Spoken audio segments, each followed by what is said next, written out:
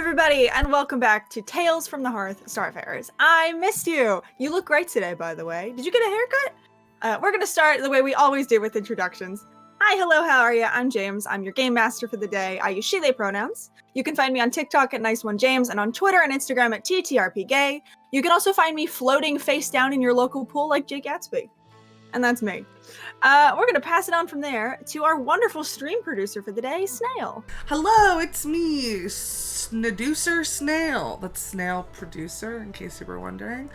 You can find me on TikTok and Hive at DND5E, and on Twitter, Instagram, and Tumblr at Snail5E, and on Twitch at The Gamer Snail. You can also find me being extremely normal about the fact that there is a team in the Overwatch League that has the trans flag colors as their team colors, so you can get trans pride skins of every single character in Overwatch. I think that's neat. That's my fun fact for today.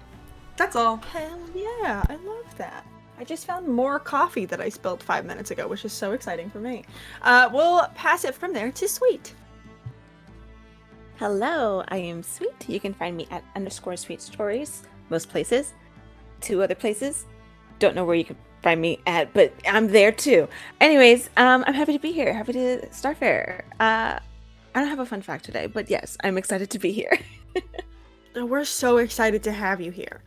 Someone else we're so excited to have here, Grace. Hello everyone, I am Grace. I use she, her pronouns. You can find me on Twitter talking about literally anything at LMAO Grace with 2 E's, or on TikTok probably talking about the horrific The Last of Us edits that have been plaguing my brain at Valkyrie's cousin. Just so painful. Yeah, that's me. I don't have any fun facts. I just love my friends.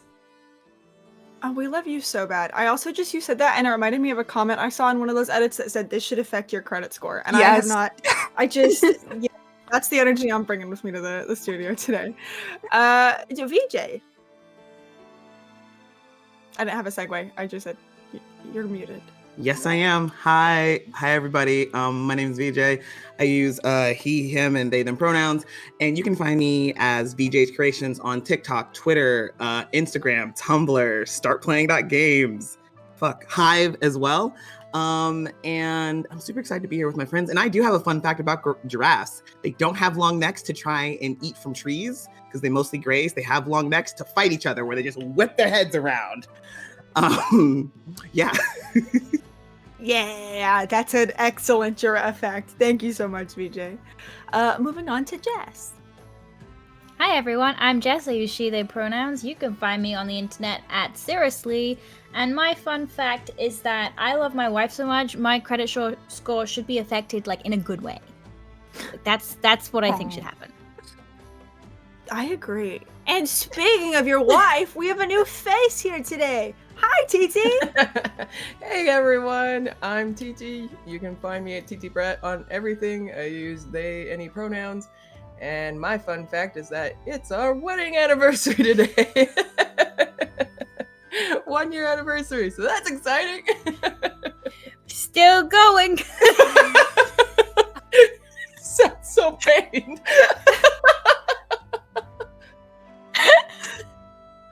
With that energy, happy anniversary, by the way. Okay, yeah, we're gonna move on to a couple of announcements. Be sure to join. How am I supposed to care? I'm trying so hard to get these announcements out, but that was really funny. Be sure to join us this Saturday for our flagship campaign, Tales from the Starlight Ocean, for some, just normal, totally straight and not at all dysfunctional pirate times. It's gonna be a time and a fun time. It may not be a functional time, but it'll be a fun time. And then be sure to come back on Sunday for our gothic horror campaign, Tales from Beyond Crowlane, where everything is fine and it's just a slice of life. So don't even worry about it if you decide to come in, but do bring tissues, just for fun. We are a bi-weekly campaign. We'll be back here in 2 weeks. Don't miss us too bad. But if you want to find out what other programming we're doing every week, because we've got some fun stuff coming up, be sure to follow us on Twitter at StarlightTales_. Not only does Diana just have the most fun social media presence on the brand account, we also tweet every week with our programming coming up for the week. Be sure to buy our merch. It's very comfy cozy. I'm not wearing it today, and I regret that, so you should buy some. Also be sure to support us on Patreon. Every little penny helps us create this kind of content and even more content, like the exclusive content you could get if you subscribe at different tiers. It's a wonderful time in there. It's Crow Lane month on there. We're going to do a fun and funky little live stream for our $10 patrons, and you're not going to want to miss it. It's a good time. Also, be sure to follow us on TikTok at Starlight Tales _, on YouTube at Starlight Tales, Tumblr at Starlight Tales. Is that all the social media? I can never forget. Great. Amazing. Then, without further ado, everyone grab a snack, a nice soft blanket, and settle in for tonight's Tale from the Hearth.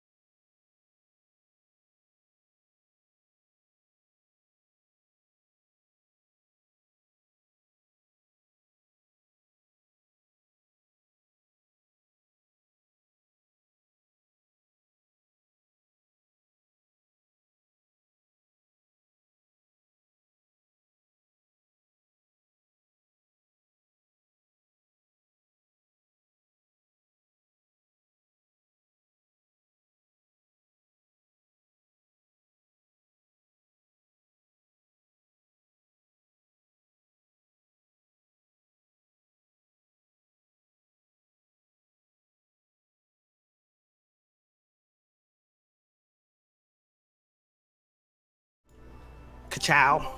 Ka-chow, brother. Welcome back. God, okay.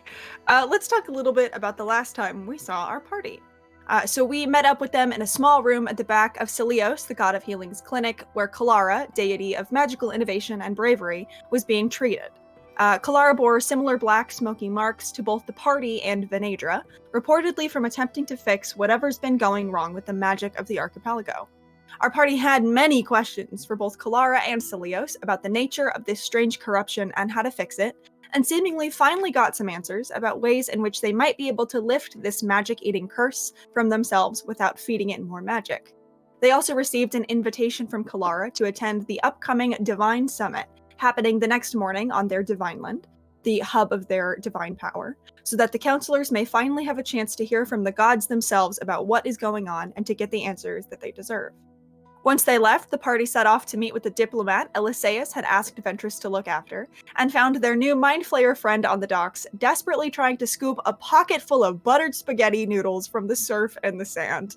Introductions were made, sand-covered pasta was devoured monstrously, and our party decided the only logical thing to do with Kangol was to have an obligatory beach episode. Things were going swimmingly, pun intended. Patting myself on the back for that one, I think it was funny. Until Pamali found herself following a strange current down deeper into the water. But it was not Isla, as they'd expected, waiting for her. Instead, she met with the fallen king of the gods, Sunder, who showed them a perfect and peaceful future she could have if they chose to stop fighting and allow him to take his revenge on the gods. And despite the temptation of an idyllic future beside the one she loves, Pamali did not give in. The party, acting quickly, worked together to free Pamali, first from the whirlpool of water that had formed around her, and then quickly after from the trance she was stuck in. And while they did not come away with any lingering physical effects, Willow took on 2 levels of arcane exhaustion to free them. After an emotional conversation with Isla, who felt that Pamali's encounter was a direct result of their own failure to protect them, the party headed off to Pamali's apartment with the intention to rest up a little before setting off for the docks and heading to the Divine Lands. So, my wonderful little party, was there anything we wanted to do during our short rest? Or do we want to fast forward past it? I would like to have Ventress conjure up her little guardian dog. Yeah, your little Just guy. to have a friend. Sure, this little guy is so excited every time you summon him. He surely is invisible to everyone else, but he comes and he does that thing where he lays on your chest so you get that nice little bit of pressure, for your nap. Yeah. Can I see you interacting with an invisible animal? I can't see the animal. Okay, I'm gonna cast see invisibility on myself. That's such a good question. Here's the thing. I did not pull up the stat block for Faithful Hound, so I'm just gonna make it up. I think you see kind of just this rippling, magical outline of a bit like a Great Dane type dog. But it seems to shift a little bit with the magical energy. But you can see like butt wagging so excitedly when Ventress summons him. I think Kangal like hands at their mouth, like scoots over in Ventress's direction. Yes. What is that? This is a dog. What does it do? Well, it really will do anything you want. It can watch this, and I think she'll be like, dog, sit. But immediately down to the ground. But like doing that thing where dogs are really excited and so their butt's still like wiggling a little bit. Isn't that so cool? Wow. Yeah. It can do anything? Within reason, you know, they bark at things and can attack if needed, and but this is mostly just here for my emotional support. Can it eat?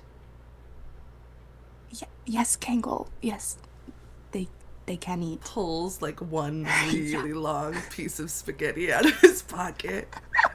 Ventress is so tired from the levels of arcane exhaustion. She's just like, fuck it, yeah. I'll like Kinko, make me an animal handling check as a trait.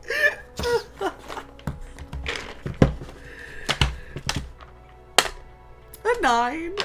Not very good. Can I? It's sad. I don't want the dog to hate me. I don't think the dog hates you. I think the dog is like still has like performed this task so well, and its butt's still wiggling, and it hears you, and it kind of like turns to look at you, and then it kind of like looks back up at Ventress and looks back at the spaghetti and looks back up at Ventress. Yeah, it's Like, for you. It's a treat. Dangle it a little bit. Kind of like turns back around and like does that thing, stretches his neck out super far and just kind of like Yeah, I'm and good. takes it. Yeah. I think Scarfs it Kinko down. like happy dances a little bit. Wow. This will clap too. Wow. That's great. It's quite impressive. I'd rank quite highly. Yeah, quite skilled. I also have a companion that is of the animalistic variety, but it's not invisible and it's really big, so I don't feel like I should summon it in Pamali's apartment. Well, maybe when we get to where we're going, you can bring them out, and then Dog and your companion can play. It's a little hard for mine What? to play. What does it look like? What type of animal are we talking about? It's a snail. Oh, snail. Yeah, just a big snail. Like, Does it like do anything? goes up to like puts a hand up to like his waist, like that tall. Oh, what does it do? Is it for protection or just a friend? All right. I can't wait to meet the snail. Does it have a name? Jeffrey. Jeffrey the snail. All Yeah. right. Oh, does your dog have a name? I've just been calling him Dog, so if you have a better name, would be open to suggestion. The only names that are coming to my mind right now are variations of Jeffrey. But I'll get back to you. What about Jaff? Ooh. I think like looks down at the dog. Jaff? Jaffy. Butt starts wiggling again and is like looking at you and looking up at Ventress in that very dog, like, I don't know what's happening, but I know something's happening. Kind of seems Right. happy enough. Jaff. Your name is Marks. Jaff. Oh, perfect. Jaff and Jeffrey. Oh, Best friends. best friends. Truly. Maybe we could get Oh. Jaff to ride Jeffrey. Yeah, no, I actually am in full support of that. I think that'd I'm be gonna go quite look for some hilarious. rope. And starts walking off. Ventra's gonna lay down with Yeah, you're Jaff. so yeah, Jaff is so excited to cuddle with you. It takes like a second to calm him down because it's been a very exciting 5 minutes, but eventually he'll kind of settle in and lay on you. Is there anything else anyone would like to do during this little short rest? I would like it if Pamali wrapped up her little letter that she was writing to Wilda. Yeah. And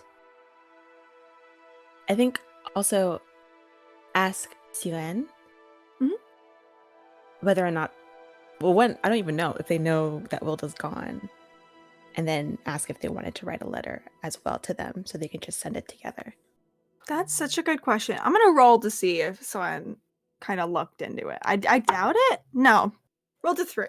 He does not know. So you find someone kind of like in like a little window seat, kind of overlooking the ocean, and like arms are crossed, blanket on, just kind of staring out the window. Yeah, I think she has the letter folded and goes up to him. Hey, how you feeling? Hey, all right, a All right. little better, you know. Yeah. How are you feeling? I'm okay. I'm good. Good. Yeah. I don't know if you got the news this morning about Wilda. What happened to Wilda? Okay, so you didn't. She left to Thelen. Oh. On a mission. I don't know for how long, but it's looking like it's long. Okay. I think she just goes into her bag and just like pulls out the letter that Wilda wrote to her and gives it to them for them to read. And and once they finish reading that, she also hands her letter that she wrote as well to Wilda. Yeah, you see Surin kind of like reads over the one from Wilda, and then do you want to read the letter that you wrote? Do you want to keep it a little secret? It's up to you. Oh my god, I should have You probably don't have to if you don't want to. I just forgot to pull it up. What was it happens to the best of us. Don't even worry about it. Yeah. I think I can read it. So, hold on a second. Where are you? Okay.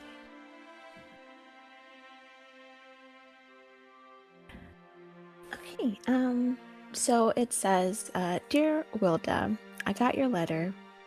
Your mother's intuition was right. To be honest, I was planning on picking a fight with you this morning about something that has been bubbling up in me. But last night, we departed on a very tense note, and now you've left, and the only thing I care about is how much I miss you and my chance to hug you goodbye last night. For some reason, with mother figures, we children always believe that you're going to be there. I should have thanked you more, held you more, cherished you more. Time moves so slowly for us that I always think we have another day. You said in your letter that your goal is to return back to me. Please come back safe so I can make up for all of that. I know leaving at such an uncertain time for the archipelago was a hard decision to make, but please know, and I hope that you do know, that you have left Thelen in great hands. Thank you for letting me lean on you as I learned what it means to be a counselor. You've tried your best to guide me to be a leader like you, but I am not. However, when you come back home, I hope to share with you the leader I have shaped myself to be.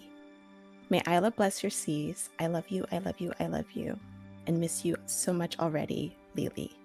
P.S. Please give Obi many kisses for me. I love that. Sweet. Please take a little DM inspiration about it, because that was really nice. Yeah, thank you. Yeah. So Soren kind of reads over the letter from Wilda, and then your letter, and then I think you see them kind of just like stare like at the parchment, not reading, for like a good 30 seconds, and then he kind of okay. Yeah. No, are you that's kind of a lot. It's a lot. How are you feeling? I think he can probably see that Pamali is like a little detached, a little bit. But she kind of pauses over the question and goes, I'm okay right now. I'm good. I had this morning to kind of process it and write all my feelings out. So I didn't know if you knew, because you worked with Wilda for like 150 years before. So, I don't know. I just thought maybe it'd be nice for you to, one, know if you didn't know. And Yeah. to maybe. Thank you for telling me. Yeah. I appreciate it. Yeah. And I think you can kind of just very clearly see Seren grappling with a couple of emotions, but also still like so exhausted from the worry for you that he just had that it's sort of like overwhelming their ability to like truly like unpack what he's feeling. Yeah. I think she just reaches out as well and just puts a hand on their shoulder. Yeah, he reaches up and he kind of just like takes your hand in his a little bit. Mm. Yeah, that I mean, you know, if she's on official business, it's probably fine. And I'm sure she'll be back. So, Okay. Yeah. No. yeah, That's how I feel about it too. great. Cool, Good. cuz it's probably right. I think it is. Yeah. I realize now asking you to write a letter in such a short time frame before we go is probably like really a lot. So if you wanted to just hold on to these and write it on your own time, and then tomorrow we can send it out if you wanted, because I had a good amount of time to write this out. So yeah, if you don't mind. I mean, I can also, you know, like if you want to send it, I don't want to prevent you from sending it. I can always send write your own. another one. Yeah. Oh, that's true. Okay. Well, thank you. Yeah. For today, I just wanted to say, Yeah, I mean, I didn't kind of just stood at the back the whole time, but yeah. No, I meant asking to go for a swim together. Oh. Yeah, I'm sorry that it turned out the way that it did. Yeah, that wasn't your fault though. Yeah. Hey, all right. Oh, rest up. I'm gonna go send this out. Okay. Yeah, for sure. If you need anything, I'm just gonna be sitting on this bench. It's a good bench.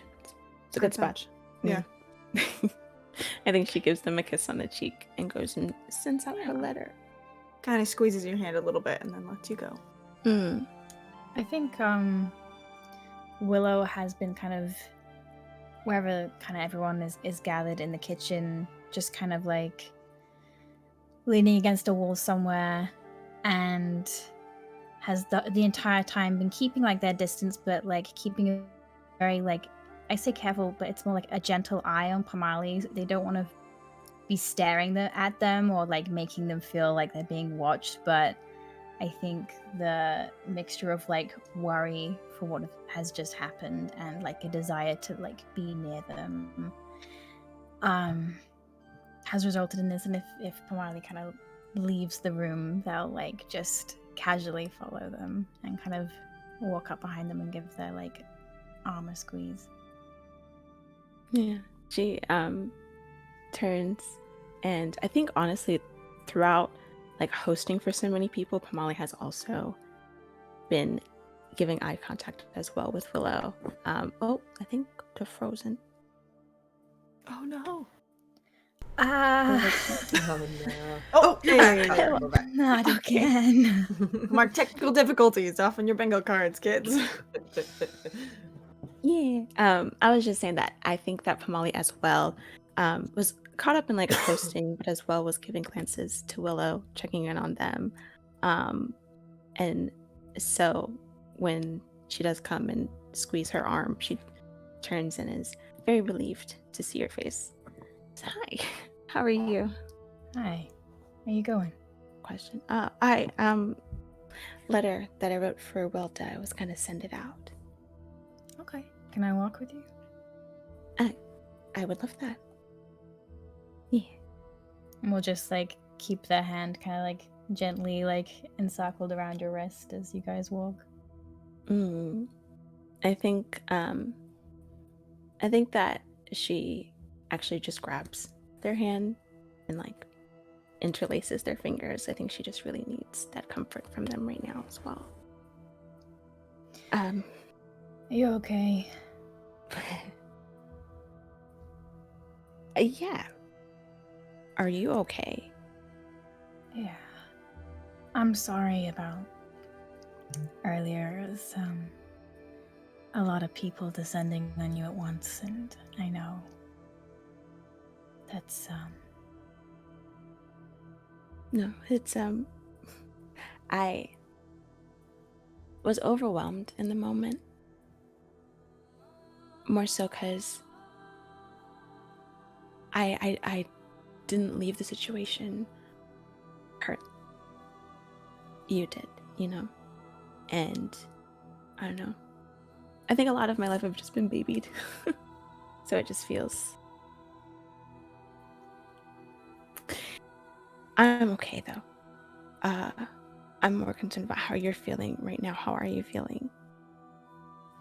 maybe just like raise an eyebrow at you, like I won't tell you, but we both know.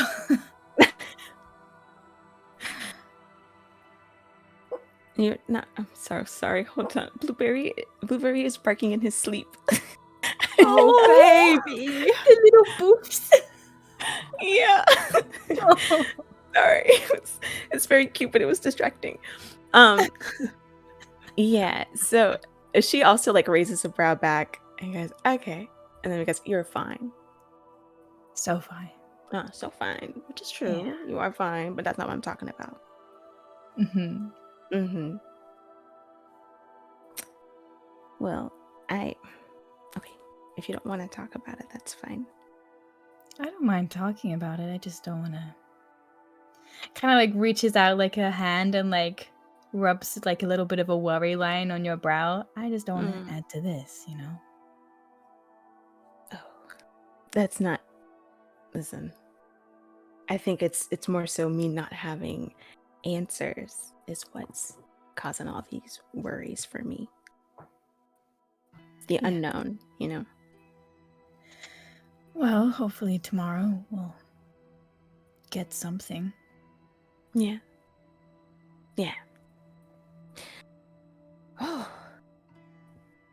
Sorry, it's the mood of it all. It feels so heavy.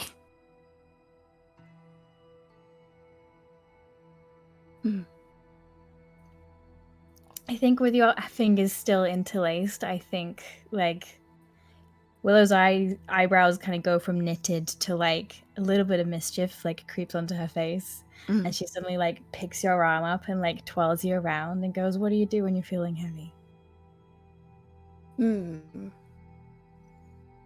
Let's see.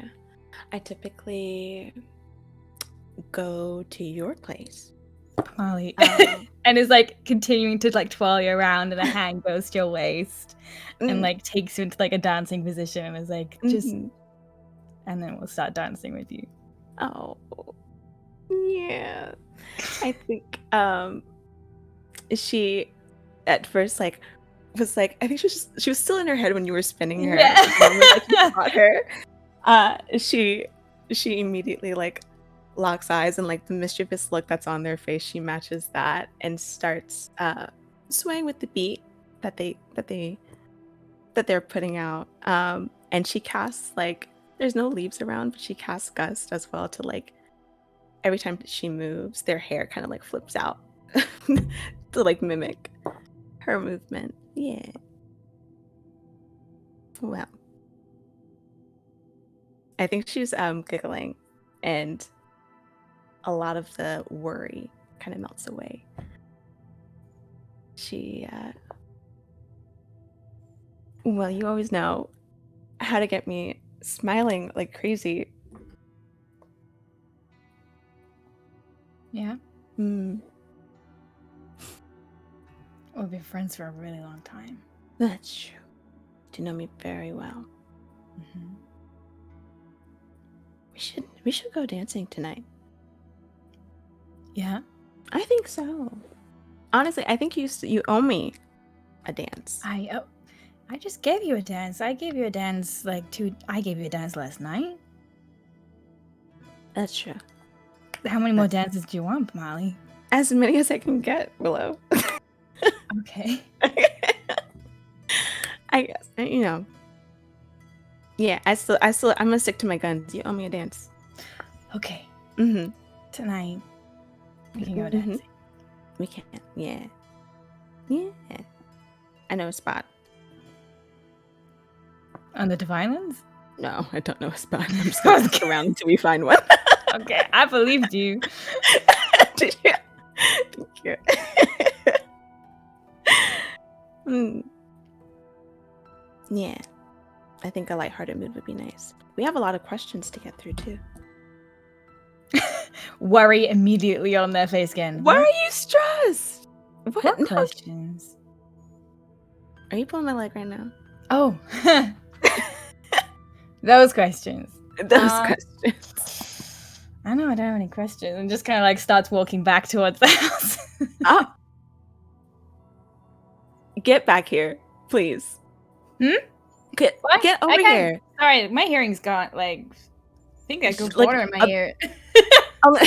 Let me help you with that. A big gust of wind just like flings their hair forward. She comes over. Hey, you don't have any questions at all? Oh, maybe one or two. One or two. Oh, okay. Well, you know what? If you just have one or two, you can go ahead and go. Oh, you want to save it for tonight? You want to tell? Let's get through it. Ask one if you have one or two. Right now? Yeah, why not?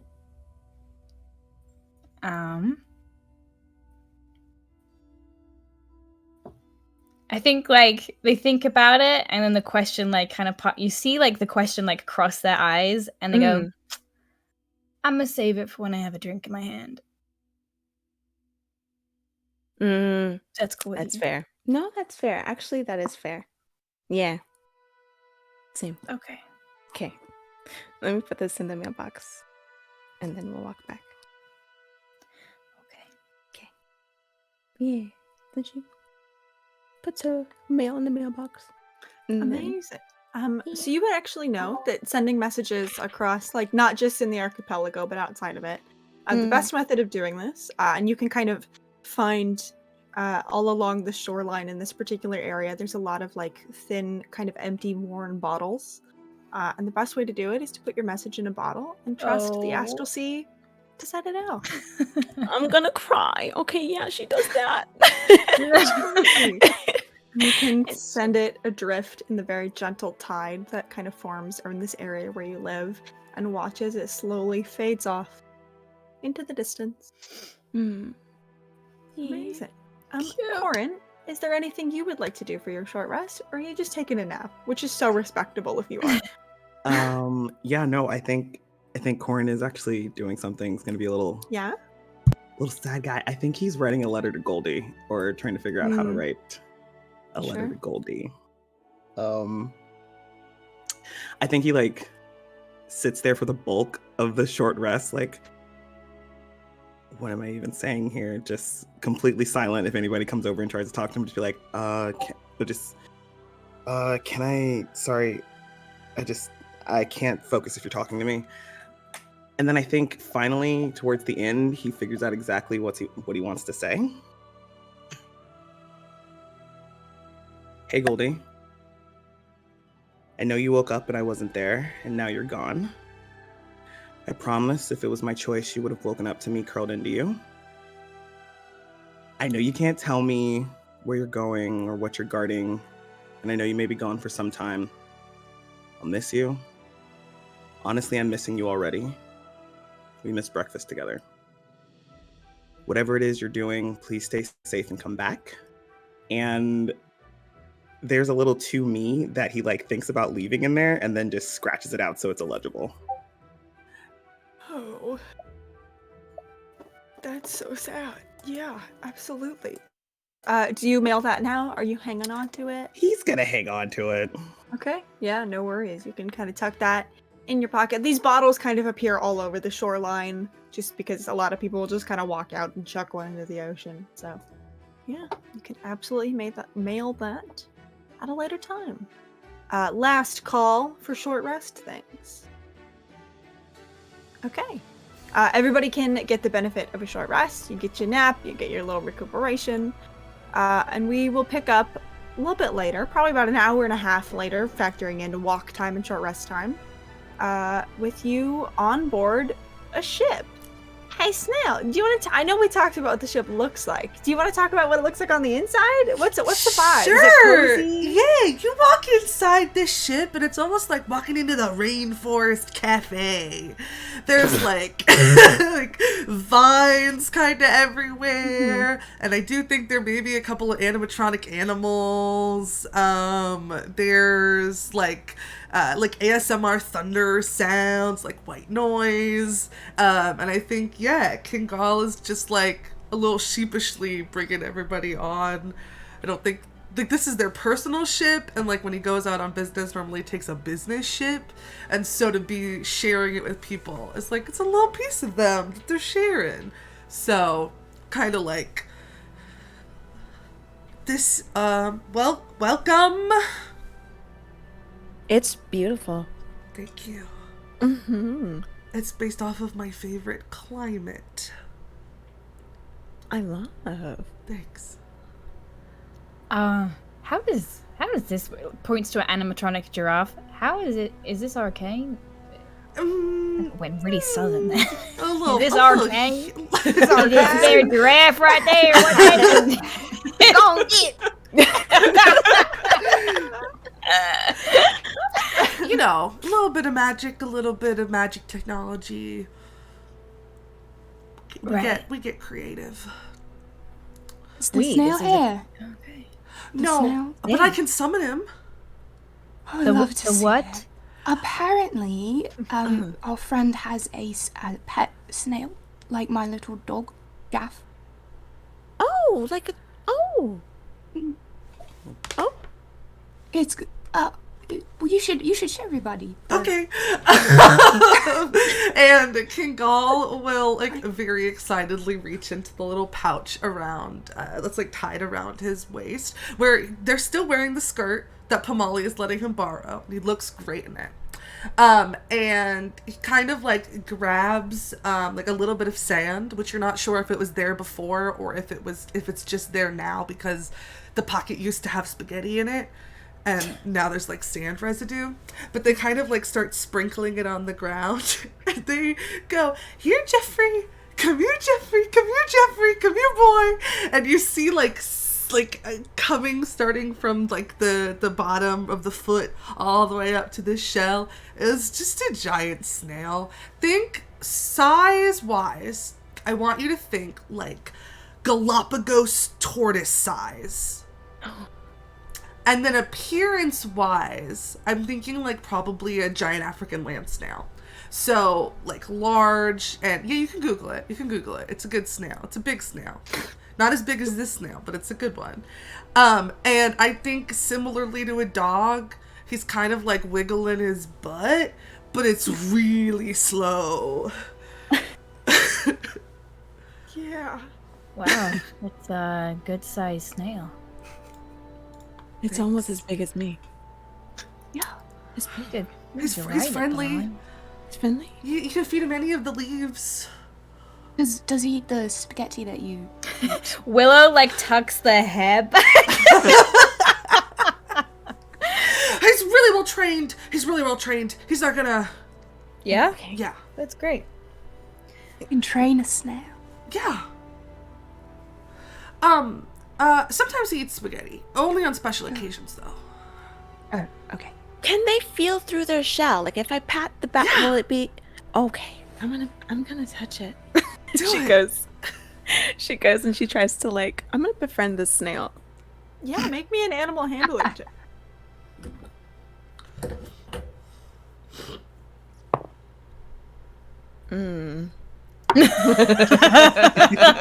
Yeah, tell me more about that. So she rolled an 8. Hey, okay. I Yeah. think Can I give them a piece of spaghetti to like offer and have her do it with advantage? Okay. yeah. Go ahead. These are DM inspiration. To befriend the I don't snail. need it for anything else. I think it's So, worth yeah. it. Okay, cool. I don't think I'm supposed to be friends with this snail. I got a 5. Oh, babe. Oh my god. He's I just think, slow, I promise. Yeah, I think what's happening here is I think that Jeffrey is sort of like getting his bearings. You know, Jeffrey's a slow moving man, and this is a lot of activity that's happening. So I think you like pat the back of the shell and you see the like antenna kind of like turn, but he's just kind of like staring straight ahead. There's a lot of thoughts behind those eyes, but he's happy to be here. And then Kingal goes, he likes you! Okay. Willow leans down. That snail hates you. No! Just infamous it. There's hatred in its eyes. He really likes you. He really does. Yeah, I don't know. Molly. If you don't, I think she like mushes them. Snail body language is really hard to read, and I'm an expert. He likes you. Yeah, well, thank you. I think I'm just used to like faster paced animals. I'm typically really great. I can also only have him out for 10 minutes, so by the time he like understands the world and gets his bearings, he's gone. Oh, Tragic. it's still How do you connect? It's sad. It is. Yeah. Does he know you? Do you guys connect? Like, there are some days where I just use like all of my magical energy to just cast this over and over and over again, so that we could like hang out for an hour. Okay. Oh, wow. All right. Anyway, Yeah, did anyone have a map of where we're going? Oh, I have a map. Okay. Is there something I forgot to do? No I worries. wanted to tell Isla that we're going. So Oh, yeah, absolutely. They wanted to watch. Isla's been kind of like Isla is helicopter parenting a little bit because on account of the horrors you just encountered. Yeah. And so you can see like Isla has been. You've seen I think like a ripple of water kind of follow your path. Like Isla is not walking beside you, but the current is very much kind of like mirroring the path that you take, and now the waves around you are just a little more active. But if you would like Isla to actually show up, like if you look like you're looking out for Isla. No, I think if anything, she'd probably just like once we start going, just ask Kungal, like, is there a place that you can sit, like, and like be near the water, like. Oh, like me or you? Me, I would like to sit. Yeah. Near the water. So you can kind of sit off the edge, and there's like an invisible barrier that'll stop you from falling off. But you can put your feet over if you want. Okay, yeah, I want to do that. I think she's gonna, Absolutely, you can do that. You kind of like put your feet in the water, and the water is cold at first, and then it kind of warms around you as this like acknowledgement that you are with. If I could, I think she'd probably like lay flat and just have her hand go into the water and just Absolutely. Amazing. Hey, Snail, here's the thing. I didn't have you roll for it. What's your ship's personality type? Tell me more about this ship. Oh God. This is hot. That's a great question. You can roll for it if you want. I'll just pull I it up think real I want to fast. roll for it. Cool. Let me grab that. Please hold. I'm running. There we go. All right, we ready? I gotta scroll all the way down, but you can tell me what you rolled, and then I'll just like hum and haw my way through Starlight. Okay, I'm good. Okay, I got a 3. A 3. Oh, cute. Okay. Yeah, you kind of, this ship begins to stir and wake up as you get ready to steer it, and you feel like a rush of like confidence. Your ship is brave, and I think that comes down the connection whenever you get ready to sail. Are we setting off? Last call. Anything we'd like to do before we go? I'm gonna lie down.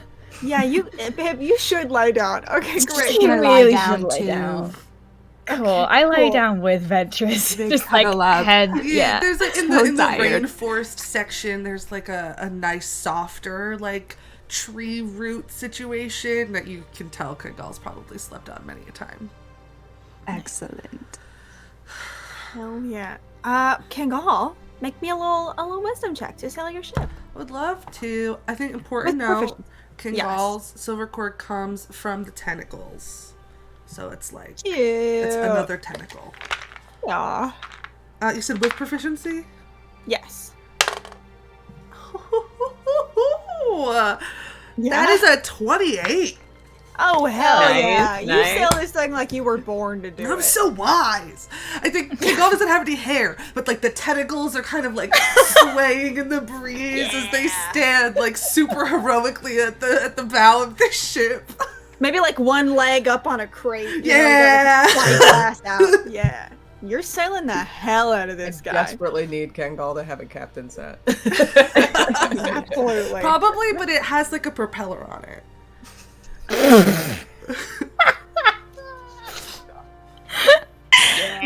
Yeah. I thought that nothing today was gonna hit me in the face quite as bad as, oh, this ship interior is a rainforest cafe. That got pretty close. I'm not gonna lie. That was a good one. Okay, absolutely. You can set sail. You have the map. I won't even give you a survival check. The nice thing is, in this little bubble too, all of the divine lands are a little bit closer together. So like, even if you're going towards one, you'll go, that's not right, and you can turn fairly easily. Can we drive by my wife's island on the way? Is there It would like, add like 30 minutes. are but we you in a could. rush? Can I do a vibe check? Sure. Like, What's are they the- like asleep? Adventurous is probably not the hell. Sorry, out. I missed that. I was gossiping. Yeah, you're fine. Kangol's trying to figure out how in a rush the party is. For homoerotic reasons. For homoerotic reasons. Yeah, I mean, right. Willow's asleep. Okay, Yeah. so I will Oh, yeah. take the long way. Sure, that's fine. Yeah, you can absolutely kind of sail past Elisaeus' Divine Land. You don't get super close, I'm assuming, but like you can kind of see like the lush rainforest, and you can make out there's a couple of like treehouse type communities that live on this Divine Land, and as you pass, you can see like the glow from them a little bit. The flowers bloom a little bit more on Kangol's Yeah. ship as they drive past.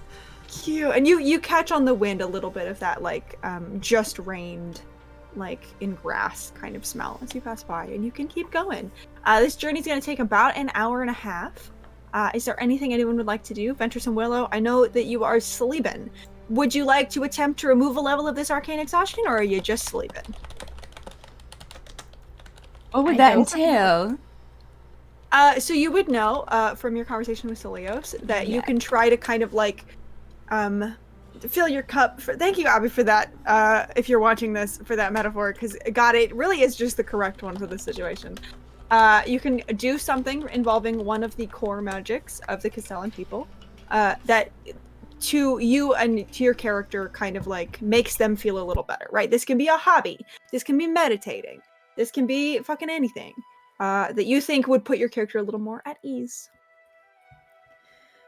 I think Willow is like so tired. Like they didn't really nap whilst at Pamali's. I Sure. don't think they have the energy to try and undo anything right now. They literally just sit down on this tree and then just like lean against Ventress, and then the next minute they're asleep.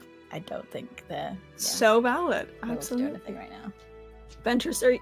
what happened to my voice? Ventress, are you just going to sleep as well? I think she's just going to sleep. She probably you. does pull out the memory stone that she got at the beginning festival of that contains the like happy memory she has with Burge, and kind of just holds it while she Sure. naps. I love that. Yeah, absolutely. My three who are awake, Kangol, Pamali, and Corin, would you make me a very quick perception check, please? Oh, Jesus. 25. Oh my god, hell yeah, Oh, brother. wise. 21. Nice. 16. 16, that's okay. 16's not bad. Amazing. So I think my over 20s. Actually, you know what? I'm gonna be I rolled a 4. All of you see it. You get like 45 minutes into this journey, I think, and then all of you kind of hear like scratching. That's weird. Like the sound of like something scratching at wood. Do you hear Follow that? them. Yeah, I do. Can I follow the noise? Sure, absolutely. It takes you like maybe a minute with your grid roll. You walk into one of these rainforest cafe rooms, and you can kind of see the Willow and Ventress asleep off in a corner. And there's like this really big tree, right, kind of next to like a mini, like an animatronic, like elephant baby. And stretched up on that tree back arched is Comet. Just scratching all the way down that tree. I think she literally just says my baby and just like raises her hands up to try to like get it to come down. Yeah, he makes one of those like little like the chirps of like when you pet a cat and they're not expecting it to be touched, and it makes that little like chirp of surprise and looks down at you. Noise. Yeah. And he instantly just kind of jumps into your arm, starts kind of like rubbing his little forehead on your chin. Oh yeah, she's like giving them so many little scratches underneath the chin and holding them tight and saying like, God, I wish you showed up earlier. I would have shown you to your actual house. You find me everywhere except for your actual house. Like puts them down on the ground. Sure. And like kind of rubs against your leg a little bit. And I think as you're looking at him in this, you can see that like the kind of like glowing ember effect that makes up like most of his fur is a tiny little bit dimmer than it usually is. Yeah. He's just kind of rubbing up on your leg. She sees that it's a bit dimmer, and she bends down and like kind of like just looks over them to see if there's anything else that's different about him. I think you can see that like nose is just a tiny bit wetter, and I think you can see that like when he breathes in, it's not like he's not having difficulty breathing by any means, but it's just it's at the slightest bit more labored. Looks like maybe he's just a little sick. The cat, James. Yeah. Fucking cat. Yeah, babe. You're a monster. You're going to jail. Yeah. Magically sick animals was on the warning list, but I still wasn't prepared. What kind of GM would I be if I put magically sick animals on the list and you saw all kinds of others magically sick animals, and then I didn't affect your one magically sick animal that's your friend? A nice one. It's hard work, but someone's got to do it. Yeah. I think she just kind of just pets over them. And it's like, oh, Comet. And picks them up and like finds a little nook that she can sit with them and just like nuzzle up with them. Did you figure out what the noise was? Absolutely. I didn't hear what. Did you figure out what the noise was? Yes, this a little stowaway. My pet Comet. I think Kigal is like stowaway. Ha! Pet. Oh. Normal again. Oh. Sorry. I should have chose my words a bit better. Yes, this is my pet Comet. I found him earlier this week. Waves to the cat. Yeah, I think he'll let you pet him. You kind of like turns to look at you, and like just blinks very like sleepily and confusingly, but not like in a hostile way at you, Kengal, and just kind of looks at you. I look back. How are we feeling, Comet? I think you can tell, like, I mean, you have spoken to Comet like in words, and I think that the vibe you're getting, it's a little bit of like, you know, Comet's all like curled up on your lap, getting ready to go to sleep, and then this guy just fucking came in. What is this guy gonna like take you? This is Comet, like this is Comet's sleeping place. What the fuck? Yeah. So it's not like hostile, but it is a little bit like, hello. Yeah. Comet's got big boss energy. You know, he's a very proud guy. I think he's just. Term before. Yo, yeah, he's just, you know, he runs the streets of the archipelago. You know, so right now he's feeling a little territorial. I think of just like, you know, does he like spaghetti? Spot. Did you know that's how it's pronounced? By the way, I didn't. I just learned this. The H is silent. Yes, Wild. it is. Wild. I did enjoy the way that you said it though, because that was really fun. I think it's, maybe I'll keep saying it like that. Right. Because why put the letter in there if it's not going to be used anyway? You know? Right. But anyway, so yeah. Yeah. I thought it would don't be know pronounced like like spaghetti. the host, but it just isn't. So. Fun fact. Yeah. That's not how you pronounce ghost. Ghost is how it's actually said. You're lying. No, I'm serious actually. Wow. It's true. Yeah. It's a weird language. Anyways, if you do have spaghetti, I'm actually very curious if you would want it. Sure. Brings another noodle out of their pocket. Sure. If you just I'll give it to Pamali. I won't try to give it to Okay. Comet alone. Cool.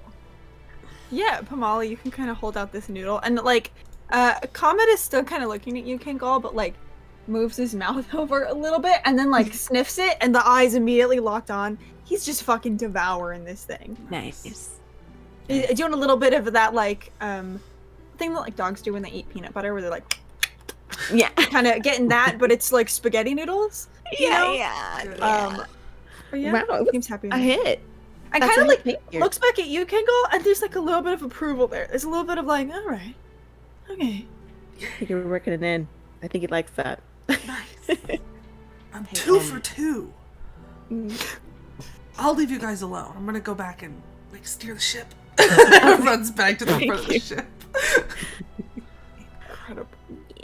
I think Corin was watching this whole thing, like really likes Comet as well, was just kind of snickering in a corner at the whole interaction. But does Corin tell that Comet looks a little dimmer since he's seen him before? Yeah, I would say if you're kind of like taking a few seconds to look at him. Yeah, a little bit.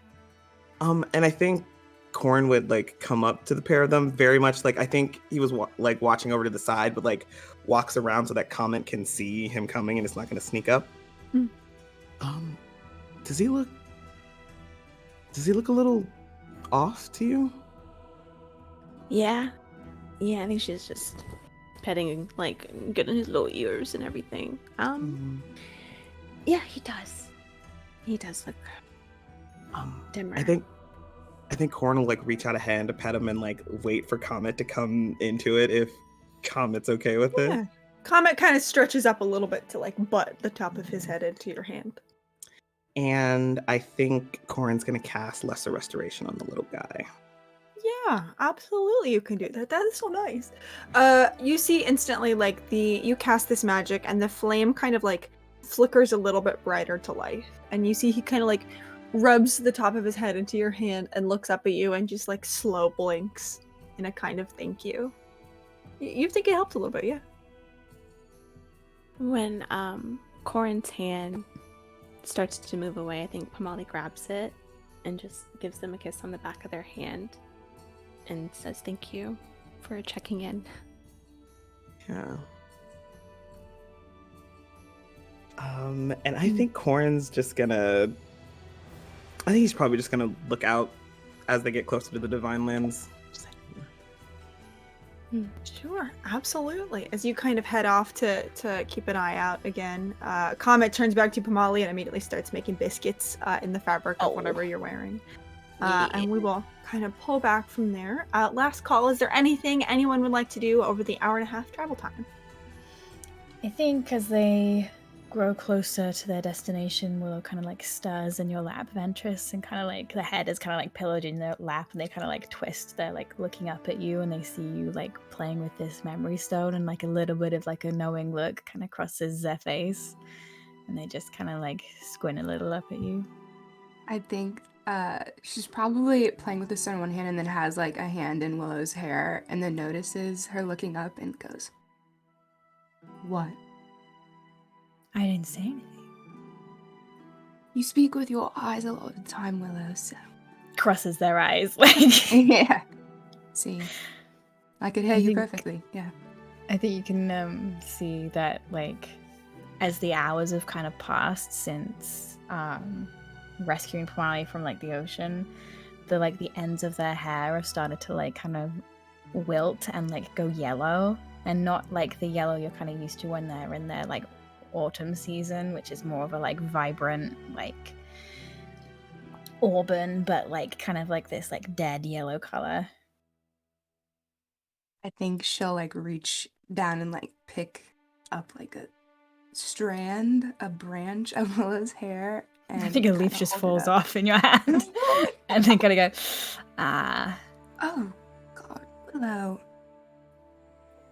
Yeah, you look awful.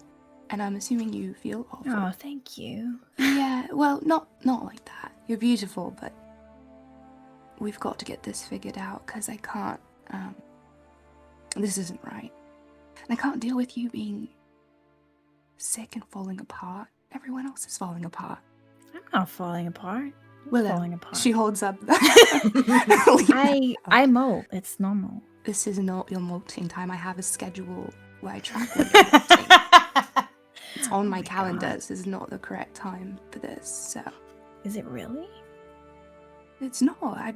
I track it very regularly. I track all of you, but this is... Yeah, not right. Okay. Yeah.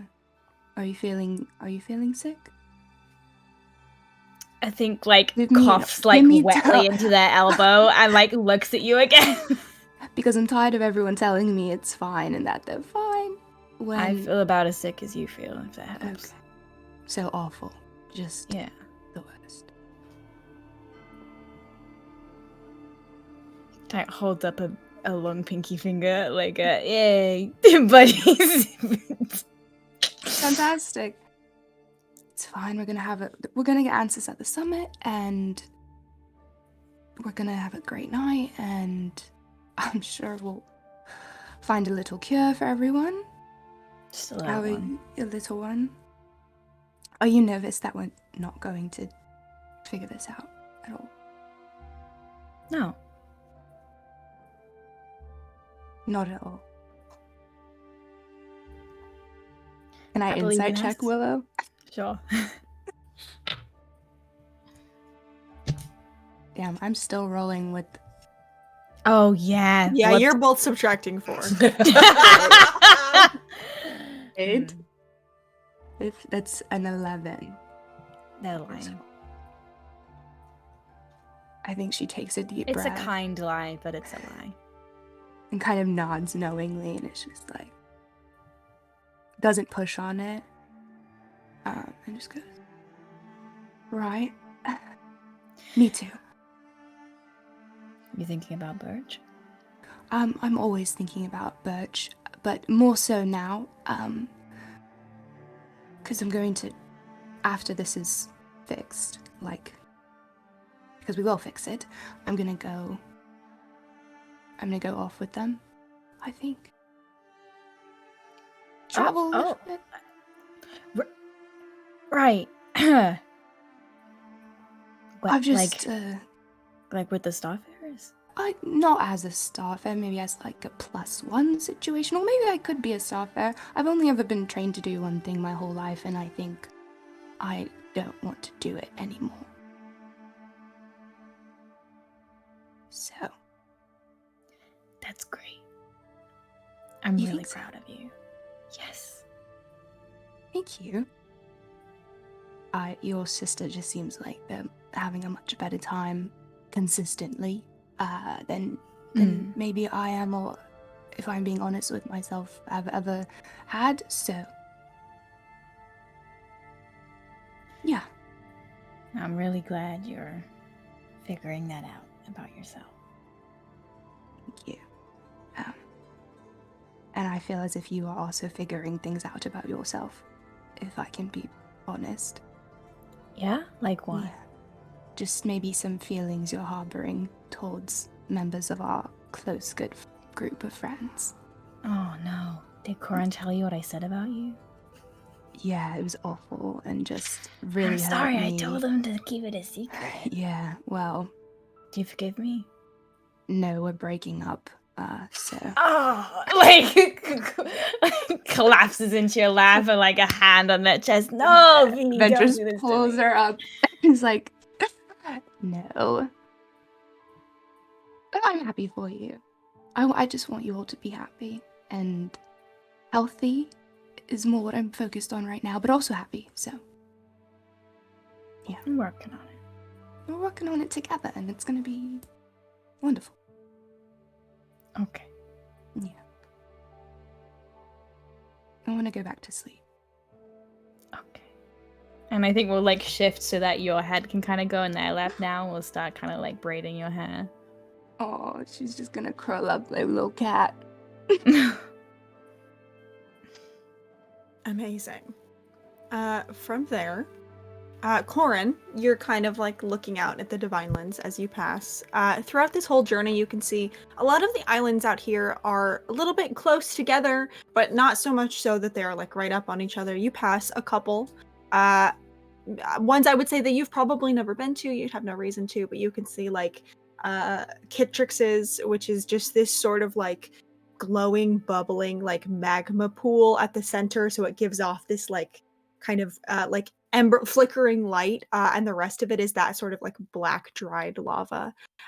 You pass that one. You pass Estrus's on the way, which you would know is sort of this like community of like silver structures, and there's a little bit of life there, but you kind of pass around the back where you can see this community with the big house at the back. And as you continue, your destination comes into sight.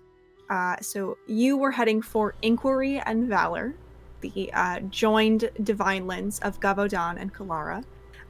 When the rift happened, you would know it kind of like shuffled the location of some of the divine lands around, and as a result, these two were pushed together, which is a little fitting because Gavaudan and Kalara, they spend a little bit of time together, just every now and then. And you can see Gavaudan's, which is this kind of like small island with, I wouldn't say like a mountain, but like a cliff kind of at the back, and these little communities and training rings have been built into the side of it, and connected with this long like rope bridge. You see Kalara's, which isn't very populated. You would know that it's not, there isn't a large community on Kalara's Divine Land, but except for those who are intensely devoted to the study and innovation of magic. But you can see the kind of like big silvery, almost like Parthenon structure library known as the Solar Study sitting up a little bit, and a couple of windows built into the side of the hills there, as much of that community lives underground. And you approach that space directly in between where the docks are. And as you arrive on Inquiry and Valor, we're actually going to pull away from our little party here as you step off the ship to another ship that is also in the dock that you recognize as this big kind of living dragon. This is the Starfarers ship known as the Starheart. And one particular person is stepping off of it. TT, would you tell us what Flint looks like, please? Absolutely. So Flint has this kind of like textured freckled skin. That's the kind of skin that of somebody who's been out in the sun just so much. And that's paired with kind of a messy mohawk that flickers and glows like flames. And his eyes kind of cast like a little bit of a similar glow. And the only features that kind of remain, Flint's been, a part of this for a long time, but originally was not native, a native Castellan. And so the only features that kind of remain of his kind of origins are he has very long, kind of sharp pointed ears, and kind of that pointed and delicate long face that insinuates Eladrin. So he's got a fun little combination of the two, and just so many facial piercings, just so much metal in that man's face. Good for him. Hell yeah, absolutely. So Flint, you have traveled here with your captain and your quartermaster to speak at the Divine Summit. You've been here maybe 20, 30 minutes or so, kind of still getting everything together. And you can see your captain, Kesis, who is this 6'2", broad-shouldered pirate type, kind of wearing that a little bit of a slutty cut pirate shirt and a big coat and a big hat.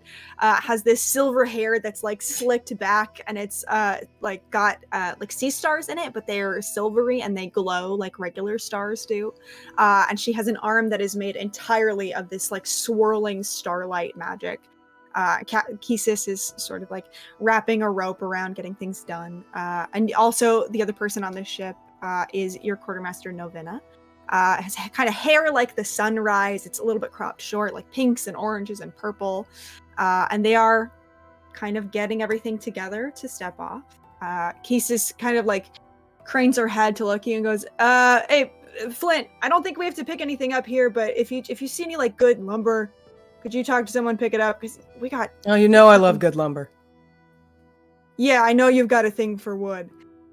Listen, just, we got hit real hard out there in that fucking pirate ship, so just... Jesus, you know I'm good. I've got this. I know you're good. I know you're down. good. I just also know that, there's, like, bars and fighting and stuff here, and, like, you should enjoy your day off. No, not judgment, but I also, it's sometimes things... You don't get a think I little- can party and work and get things done at the same No, time? I do think that you can. It's just I want to make sure that you do. You're capable. I know you're capable. I trust you. It's my job. I'm the captain. I'll add it to my list. Thank you. Yeah, great. Thanks. Appreciate that. I got this. Are you coming out? Yeah. Are you coming out tonight? You coming out? I've been out for a long time. Are you coming out with us tonight? I guess it depends on what you're doing. I mean, we've got a We're couple getting hours. so to- crunk. That's what we're doing. Oh, Just okay. absolutely hammered. I mean, I might have like a distinguished drink. I don't know if I'm gonna. God, Okay. so boring. Okay. Whoa. Okay. All right. Yeah. Novena, who's kind of like across the ship, like looks at you, Flint, and like very clearly suppressing laughter, but she continues what she's doing. I think and Flint all of- gats her like a little wink. Yeah. She kind of like rolls her eyes, but it's a very fond eye roll. And as you guys are kind of talking here, all of you can turn to see a ship that you don't recognize pulling up, but I think you do see Corin kind of on the bow of it. And my party, you also see the Starfarer ship as you dock right next to each other because it's a small dock. I think Kangal's doing that dad thing where they like are waking everybody up at the end of a long car ride. Like, okay, we're here. Yay. Wake up, everybody. We made it. We made it. Great. Amazing. Thank you for that. course. For getting us here. Yeah. No, never mind. Is that the Oh, what? Starfarers ship? You guys hear Corin from the ship, and you see Flint practically hanging over the edge, just like screaming in your direction. I think as soon as Corin hears that, he just I would say he like jumps off the ship, but he knows he's not that athletic, so he's just gonna like take off and fly straight over, and it's just like Flint, and just tackles you, which is not. He's not that strong, so it's not that serious, but it's very much just like flying right into you into a hug. Flint does the thing where, with the help of your flying, is he spins you around. Oh, who is that? Side eyes at Famali. She's side-eyeing at you too. Oh no, I think that's Flint. He's a Starfarer. It goes way back with a lot of us, know yeah. what that is? Make me a history check with advantage. And while you're doing that, quick question: did you bring Son with you? Is he there? I would love it if we did. Sure. Yeah. Okay. He just took such a nap, like just the Yeah. biggest fucking nap. You wouldn't even Literally. believe it. Got a I am doing. 24. I'm Yeah. not looking at Seren so hard that it's like weird because he's standing right next to me, and I'm just like not looking at them. Fucking incredible energy. Yeah. Yes, you would know the Starfarers are the kind of like traveling extension of Tethelin. Cool. Oh, cool. Yes. They're really nice. The whole group is really nice. So if you wanted to come meet them? Sure. Yeah? Yeah, let me park the ship. Kind of like Yeah. Parallel part. just like yeah. I'll kind of pat the side of the ship. Okay. Yes, let's go. If everyone's ready. Seren is kind of at the back, like arms crossed, looks at you, do that hand wiggle, Kangal, and then I think just turns to whoever's closest, which it sounds like is Willow. I just kind of like squints at Willow, and they're just okay. We'll step off the ship in the Starfarer's direction. I think Flint has Corin's face in his hands and like, oh, you beautiful bastard! He just starts like kissing your cheeks. Like, I missed you. You were supposed to come back sooner than this, or at least write. Yeah. You know, we got caught up. Things. Shit happens. Yeah. How have you been? What are you doing here? We have a summit to go to tomorrow, but first I think we're having a party, having a fun time over here. All right, What? we'll get to the business stuff later. Party. Yeah. All right. And then Flint looks over and sees the rest of the group coming down. Well, you hear Willow has a whistle that they use for like each of their friends, and Flint has like their own whistle, and so he just like you hear just this piercing whistle like come from across the way that you recognize to be Willow. I think Flint's head immediately turns and he's like, Willow. All right, let's go. Yeah, of course you want to go now. All right. I think Pamali is just pestering Saren as they're walking. It's just like, ew. Just like walking. He's like staring straight ahead, but every now and then their eyes just kind of flick to you with the most "what the fuck" expression you've ever seen. It's probably kind of a little reassuring because Saren's been treating you very gently this whole time, and now you're getting a little bit of that like, fuck off. And then he's like walking to like walk ahead of you a little bit. Are you watching his face? Yeah, even like they walk faster, but like she's like inching back. She'll let them go, but she's got her fun in. Molly, you hear in your head, what? So she like That's just something that friends do to each other. Look, and I like do it to Pamali. Ew! And I start tickling Pamali. You do it to people you really like. yes. I think she once again is like trying to like mush Willow away. And it's like, I'm too tall. You're getting like you just get on You just can't like say these things to Kingal because Kingal's gonna start doing that to everybody. that's exactly why I said it. Obviously. True. Pamali's trying her best to like get the correct answer out, but it's probably getting tickled too much that she can't. So Kingal is just probably believes that exactly what that is. Interesting customs. And we'll keep walking. No, it's just tickling. It's like a friend. It's not appropriate maybe with someone you don't know and I know or you. know well. You do it, but I would prefer if you did not tickle me. I am Okay. quite ticklish. But yeah, so it's not for strangers type situation. I don't get it. It keeps walking. Hello, you beautiful bastards. Flint. Saren is kind of like at the front of the group, like crosses his arms and looks at you and goes, "Oh, I don't get my own. Hi, you beautiful bastard." Flint gives him a very like up and down look. And then like steps up and kind of whispers in his ear and goes, you don't need one. I think that's a me decision, but yeah, okay. I'll kind of reach up and like squeeze the underside of your elbow a little bit.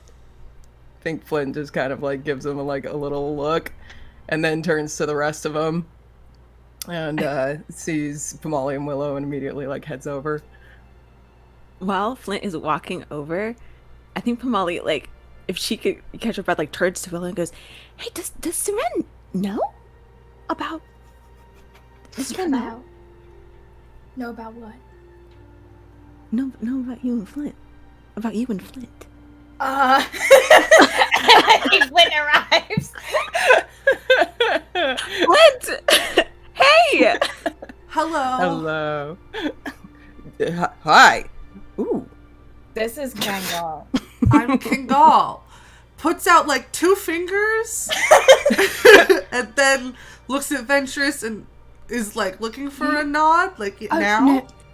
Willow's giving you a thumbs up. No. Willow. Getting conflicted. Do you like to be tickled? I mean, if you're offering. And we'll just go in on the shoulder and go, ooh, ooh, ooh. I could be A into handshake. I think a handshake would suffice here, Kangala. A handshake is Okay, good. nice to meet you. Holds a 4-fingered hand out. grabs Kingal's hand and just like kisses his hand. Okay. All right. What is happening? I did not expect to see you all here. Well, we didn't expect to see you here. Yeah, what are you doing here? I'm everywhere. All the time. All at once. Roll credits. I think from the back, you hear Cases kind of go, ugh, from the back as you say this.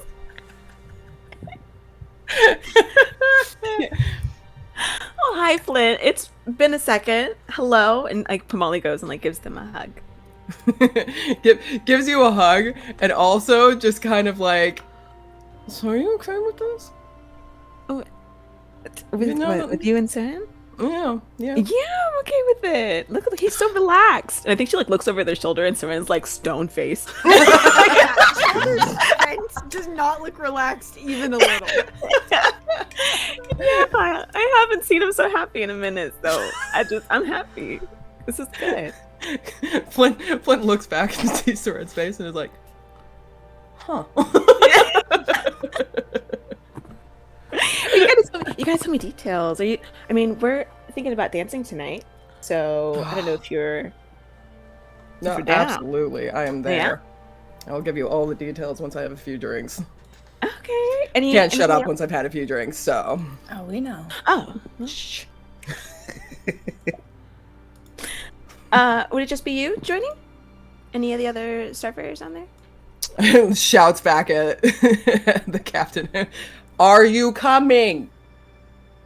Kesis was like talking to Novena about something and looks at you and like squints at the group even though you're not far. I don't know, where are you going? What's the... I trust you less than I trust these guys. What are you guys doing? Some are really respectable and classy. For sure. You hear that, classy? I'm a diplomat. We can't get in trouble. And we don't get And in trouble. absolutely no diplomats do. trouble. Mhm. Okay. Yeah. Fuck it. Why not? It's been a long journey. And you see, kind of like turns to Novena and says something quietly. And Novena turns to the group. Am I also invited? Because I can watch the ship, I guess, but it was a pretty pointed. I think Pomali sees Novena as like, oh hey, yeah, Hey, if you you look wanted great. to come, thank you. You look great. Thank you. If you wanted to come, sure. Cool. Great. Great. Yeah. Everybody cool with that? Hi, I'm Kingal. Puts a hand out. Hi. Novena's like up on the ship and like looks down. There's like a 10-foot kind of difference between you guys, and goes, "Oh, here, give me just one." And you hear like the sound of footsteps as she like runs down the steps and around and like across the gangplank, and then shakes your hand. Hi. Hello. I'm Quartermaster Novena. Nice to meet you. Hello, nice to meet you. Turns to the other person. Hi, I'm Kingal. Holds a hand out. Kesis is already like begrudgingly kind of trudging down the gangplank, and just like holds out the arm that is not made of Starlight and shakes your hand a little bit and goes, "Hi, Kesis. You're from the Sidelands. Yup. Yeah, I heard you were coming when we were on the way. Yeah. Nice to meet you." Nice to Hi. meet you. So, hold on. You've been invited to tomorrow, right? Apparently. Yeah. Oh. Do you mind if I ask what for? I have no idea. I'm just here. How do you? I'm not I asking just you. told Oh, you. fine. Okay. God, I don't know why I tell you anything. It just goes from one ear out the other. I'm gonna start writing it down for you so that you can like put it in your pocket. But it's fine. Yeah, we were out there, kind of weird encounter with some pirates, talking about some weird fucking like assembly or whatever, and I don't know. I guess the Magisters thought that was a debrief that the gods should also hear. So More the merrier. Okay. Okay. I guess we'll find Okay. out tomorrow. If anyone wants to make an insight check, you can. Sure. Yeah. Oh, I dropped my dice. Oh, that's a 2. A 6. Well, hold on. Plus a million, but then minus 4. And 8. What's 13 minus 4? That's 9. 9. Wow. A 9. I don't even know why I rolled less than the people who have arcane exhaustion. I got a 7. Oh, hey, Without fail. happening? Without Wow. fail. Kamali never succeeds in insight check in their life. Oh. Corin, please tell me you got something. Oh yeah, no, I got us covered. It's so fine. 25. Thank God. Okay, yeah, you're solid. I think as soon as Kesis mentions a pirate assembly, you see Flint's face kind of like the ember in their eyes kind of like dims a little bit, and their smile becomes a little bit fixed, and then immediately they are back to I think seeing that, Corn kind of like walks up like beside you and just kind of grabs your hand and squeezes it, like very like not in like a obvious manner, or like whenever we start walking again, it's kind of like waiting till there's a moment where he could get up beside you and just like kind of squeeze it kind of gently, like, you okay? And just give a look. Oh, I'm great. Did you just want an excuse to hold my hand? He just gives you a look of like, but then says, "Yeah, exactly. I've missed you. I don't get to do this enough." And is holding it and is now just swinging it. Flynn just very dramatically, and you see like kind of the light come back a bit, and then whatever they were thinking about is gone, and they look a little bit happier. Okay, not that I need to sit down or anything, but should we find somewhere to sit down? I would love a place to sit down. Oh, yeah. Wait, Have any of you been here before? No. I know. James, could I have been? Yeah. I would say yeah, because you're, the great descendant of Gavaudan. I forget how many greats, but yeah, I would say you could have been here before. Probably not super often, but yeah, Once. enough to kind of like know the general layout. Yeah, there's some place we can totally sit. Can I we would. Yeah. find like a place to sleep tonight? Oh, Like- yeah. Okay. James, tell me, is there a place that we can definitely sleep at, but also has some like get into a fight attached to it as well? Sure. So And drink and eat, It's so valid. This place has everything. No, you would know that the Divine Lands are not very big, and Gavaudan's is especially not very big on account of it surely is smushed into Kalaras. So you would know, while they may not all be in the same like building, they are all in the same area, so it's very easily walkable. I'll kind of just give you a little bit of a layout of Gavaudan's, and then I'll say what you might have heard about Kalaras, because correct me if I'm wrong, I feel like Corin probably has not explored that much of Kalaras Divine Land. Nah, he's probably like walked over, but didn't spend a lot of time over Sure. there. Yeah, there isn't a ton to do on that Divine Land, so it makes sense. Amazing. So you would know the spot that you're in right now is the Crook. It's this sort of like little channel between the two. The locals affectionately call it the Crack because, it looks like a butt a little bit. You would know kind of like centered in the middle, just under this big rope bridge. There is the main like competitive for fun fighting area. It's at a combination of bookstore and fighting ring called the Quill and Quiver, where people kind of like anytime anybody wants to fight, they challenge whoever has currently like the reigning champion, and that person can sometimes get a little bit of information if they would like to. That's in the middle. To your right is Kalaras Divine Land, which big library called the Solar Study. A lot of research goes on there. It's not super interesting for someone who isn't like really wanting to dive into like history or magic or whatever, but it is mostly open to the locals here. To your left, that's where Gavaudan's Divine Land is. You would know there's all kinds of like cliff diving and like rock climbing and archery, like pretty much any like athletic sport or hobby you can think of. There is something here for it. A lot of people who are looking to become any kind of like fighter or like competitive fighter or a defense fighter or competitive fighter will come here to train. And so because of that, there's a little bit of everything. You would know that the lodgings here are free. It's just called the barracks. It's where the people who stay here sleep. People kind of come and go from this island to train. And you would know where that is. It's at kind of the bottom of that big cliff.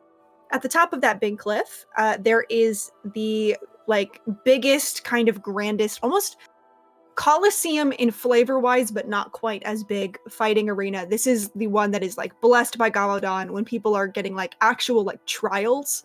That is where they fight. And just to the left of it, naturally, is a little like It's like a bar, but it's kind of has like tiki bar energy to some extent, where it's like open air. It's a little bit of a dance floor. They do all kind of like magical cocktails there, and it's kind of set to the left, and it's open even when that big like kind of divine fighting ring is not. And that's sort of the lowdown. Yeah, Corin just tells you all of this and is just gonna say, I really feel like the night is going to really get started at that bar, but I would love to get into a fight with somebody. I have this thing that I would love to try. I really like when drinks come with little umbrellas. Yeah, Oh, that's the perfect place. We can definitely get one of those. Okay. Well, I'm down for anything. A fight? Considering the fact that both you and I know that your strength is just... I'm still surprised that you always want to get your ass beat. Listen, you haven't seen me in a long time, and I have something I can do now. Actually, speaking of that, do you have a shield and like a scimitar or something I could borrow? I'm sure we can find one. Yeah, the pirate has a shield. That I could borrow. I don't know what the equipment thing. Just like gives Flint a look up and down, who's in like this like Starfarers uniform that's been like Slutted out to look so goddamn pirate. You know when people like customize their school uniform to just look so fucked up? Just raises an eyebrow at what you're wearing and is just like, yeah, that guy has a shield. I think Flint looks back at you, Willow, and just like for a second, like, grins and like then looks you up and down, and the smile kind of falters a little bit. And you go like, oh god. You look like shit, man. Thanks, friend. Corin, where are we going? James, the place that's the bookstore and the fighting place? Yes, the Quill and Quiver. Any objections? From me? Oh no, from the Okay. others. From the others, sorry. It's okay, I was like, My internet cut out. What was the plan? The Quill and Quiver. Is there a bar there, or is that purely just a fight? there is a bar there, but it's like the kind of just your run of the mill. Like they have ale. They're too busy kind of kicking the shit out of each other to innovate on that. Right. They do have ale. Corn, we want umbrellas. Okay, they're first. Okay. We don't need umbrellas. It's just Did something we- I like. No, you do need a No, we need umbrellas. Okay, we need them. We're getting umbrellas for sure. Here's my thing. Once I'm out, we get drinking and whatnot. It's hard to like book a place to sleep. Do you want to get a place to sleep first and then Sure. get the umbrella? Yeah. Yeah. Okay. Or, and you would know the barracks are on the way up to Yeah. the Champion's Rest. Yeah, this way. Yeah, we can. Okay. Amazing. And I think Tamale goes over to Corin and says, "You better do me proud today," and cast mage armor on them to last like 8 hours. Yeah. Oh, yeah. I got it covered. Gives you a little kiss on the cheek. Yeah. I think Flint's gonna look around. Where's Ventress? She's just so tired, probably like standing next to Kangal and or something. Yeah, I She's think there. Kangal will like think- offer an arm and they'll walk Yeah, arm in she'll arm. make Yeah. I think Flint, who's very used to most of the time when they see Ventress, there's just this electric tension between the two of them. And I think they were very much like expecting that, and they kind of like look at Ventress with like a, all right, let's go. And then they kind of like stop and they look at Ventress and they look at Willow and they're just like, God, what's going on? But they go over to Ventress and they're like, hey. Hi, Flint. How are you doing? You look great. Love the outfit. Oh, thanks. Yeah. You look Like shit. You can say it. No one wants. I mean, to I already say said it. that to Willow and I didn't go over so well, so. Oh, I I tried a also said different it to approach. Willow today, so maybe it was just like double whammy. Yeah. No, I feel like shit. I'm glad to see you. Yeah, okay. So, you heard from Birch lately? I have heard from Birch. Have you heard from Birch lately? I mean, we're generally on the same ship, so Who's I Birch? can't avoid Birch. Kangol, Birch is my best friend in the whole world, and also Willow's sister, and also works with Flint as a Starfarer. Cool. We're colleagues. Colleagues. Co-workers. They're just colleagues. Co-workers. Co-workers, yes. Everyone I work with, I'm related to, so. That's quite something. But yeah, no, I think Birch is doing as well as, Woodward is doing, so. Well, she's missed you. Oh, I always love hearing that. I've missed her as well. Do you know when you're going out again? Because I think I might be joining you, possibly. Wait, for real? Just maybe as a trip, not working. I'm not a worker, Starfarer, or anything. Not as a colleague. Not as a colleague. Oh, that's not right. as a colleague. No. As a +1? As a +1? Yeah. Huh. We'll ask Kisses. Okay. Yeah, just let me know.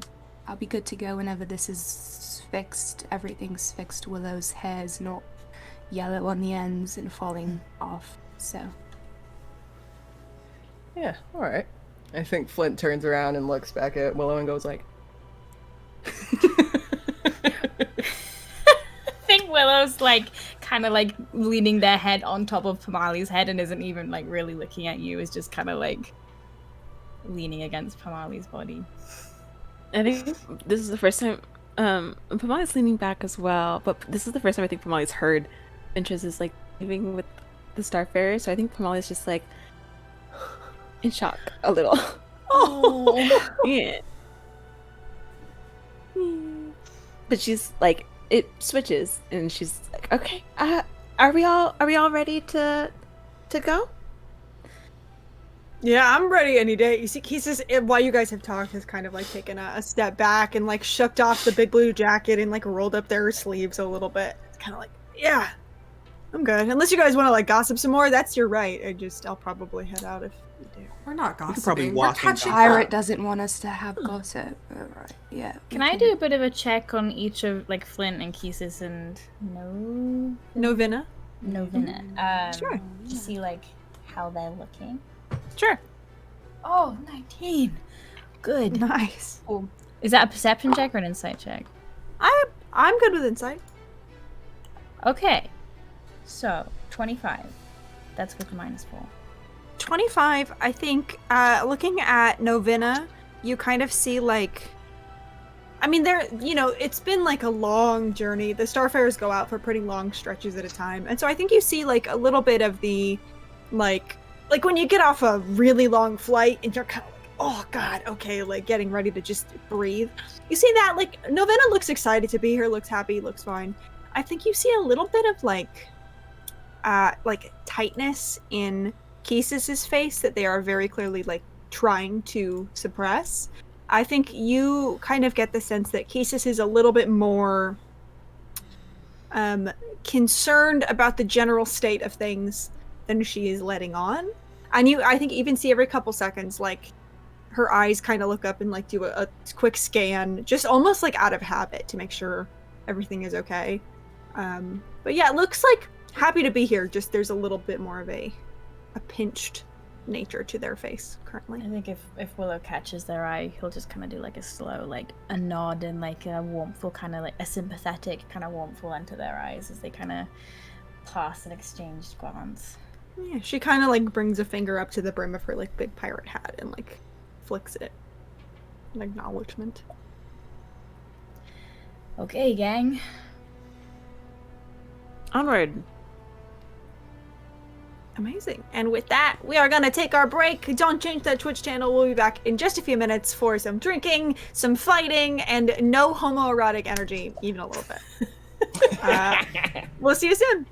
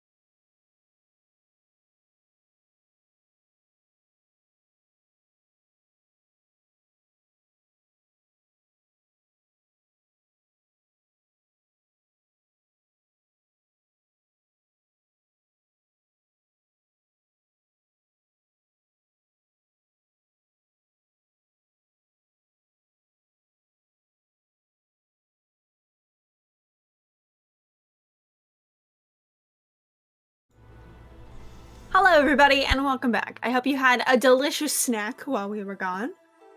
Let's jump back in. So you guys we'll kind of skip past this. You are able to go to the barracks, get a couple of beds secured for all of you, easy enough, and head up this kind of like, I don't know what the in-between of a mountain and a cliff is, but that's what this is. There's a little trail that kind of winds all the way up to the top. As you go kind of to your right, you can see it's not lit right now because nobody's training on it, but these like huge kind of like training and competitive grounds, and set into the center is this sort of like bluish green glowing light. Corin, I almost called you Seren. That's me. Corin, you would know this is where Gavaudan trains when he's here. This is where like the best of the best come to prove their worth. But at the moment, as the heart light kind of begins to go down in the distance, it's pretty empty. What is not empty, however, just to the left is this big kind of open air bar. You can see this structure made out of like wood with all kinds of like trinkets and pictures and like things that have been written or scratched into it over time bar. There is one person behind the counter who I think, Corin, you would probably know this person. His name is Crag. He has this kind of like stone gray skin that you can see like the texture of a mountain in, and hair that is just like this pure kind of like moss color. Nice guy, he, him pronouns, already serving a couple people. It's not crowded here, but there's like a couple people hanging around. Seated at the bar, there's this big like broad-shouldered 6'4" minotaur who you would know is one of the like top of Gavaudan's clerics. Her name is Leora. And oh, that surely was an NPC in Dead Zone. I didn't realize that till now, but you know what? I'm sticking with it. Different Leora, still her name. Kind of like all kinds of piercings in her floppy ears. Yeah, a couple other people just like milling around. Dance floor is empty. Music hasn't started yet, but the bar is open and there. And as you kind of walk in, Crag like lifts hand and goes, "Hey, Corin, good to see you." Hey, nice to see you too, Crag. It's been a minute. Yeah, where you been? You know, being responsible, being a counselor. Okay. All right. Gonna lie to me, your old friend? Looks at the others. Back me up here. Responsible. I only right? met this person 4 hours ago, but I would trust him met with me my before. life. What? You I'm met me trying. before. I'm trying to vouch for you in my own way. Yeah, Corin's so responsible. They were vying to get into a fight in like a couple of hours. So. I start poking Corin and going, ooh, ooh. Does it back? Yeah. Wait, actually, he's about to do it back. He's like, "Can I do it back?" Willow was looking so proud of themselves. But I'll go with it. I think Molly's looking around and is like, maybe we're a little too responsible. Why are we here before the party started? There's no music going. We are the party, obviously. Oh, that's true. That's true. The heart is just now setting, so give it like an hour. This place will be flooded. Okay, all right. Okay, cool. We are the party. Find a nice Molly, corner. this is like when Molly forgot to invite everyone to the bar. Do you guys remember that? Yes. Yep. I remember it so well. Yeah. King Gall. We threw a party for the Starfarers, and I got busy, so I gave the invitations to Pamali to give to Ventress, and that didn't happen, so it was just a couple of us. So I don't I remember I was the only one that showed up. I was telling King Gall, I know you remember. There's no reason to have a middleman, in my opinion. I don't know why I was made to be the middleman. I agree. You know why you were made to be the middleman? Because I was busy. Can we get some drinks with the little umbrellas in them? I would love that. Yep. I mean, I could put an umbrella in any of them. Okay. Cool. Did you have something with rum? Yeah, here, do you want me to kind of like pulls out a little fantasy laminated menu. Hands it over to you. You can see there's lamination. There's a couple of specials for the day on here. Corin, you would know these are the specials most days, but there are a couple of them switch out every now and then. There are 6 drinks on this menu. There's one called the Free Fall. Corin, I imagine you have done this before. It involves taking a shot, cliff diving off the mountain to take a chaser at the bottom. Holy shit! There's the Free Fall. There's the Heat of Battle, which is a little bit of like a sweet heat, kind of leaves you like a little jittery, a little like, what's the word I'm like, caffeinated. for lack of a better word. Midnight Swim, which is kind of like rum and coconut milk and like pineapple juice. Lucky Shot, which is, as the name would suggest, a shot. It's kind of like plums and basil. And then there's the Arcanist's Ale. Corin, you have not seen this one. This is a new one. You would imagine probably from all of the magical workers across the way who kept coming over there and going, why don't we have a drink? So now they do. It is a bluish green ale that maybe helps people feel a little more focused to research magic. I'm sitting here like, I can't have that one because I'm allergic to that. Like I'm the real human man about to order a beverage. Sure. And yeah, Craig will kind of like put elbows on the bar and lean over.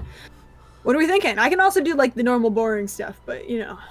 Can I get the Arcanist ale with an extra shot and 2 umbrellas? You want a shot in your ale? Okay. I need it, yeah. Cool. Any shot in particular, or just the strongest one you have, yeah. I'll have what she's having. Yeah, I was gonna say Okay. the same thing. Cool. Anyone else? That sounds gross. I'm gonna get The midnight the swim spicy one is. Oh, Oh, spicy one? sorry. No, yeah. No, you go for it. That sounds great. I'm getting the spicy one that wakes you up because I could Cool. definitely. Yeah. You have a long night studying or something? You from across the way? Do I really look that bad? You do. Frag. No, you just a bit of a cold, so that's why. Oh. Yeah. Mhm. Yeah, long night studying. That's exactly it. Looks at Pamali. Got looking really hot.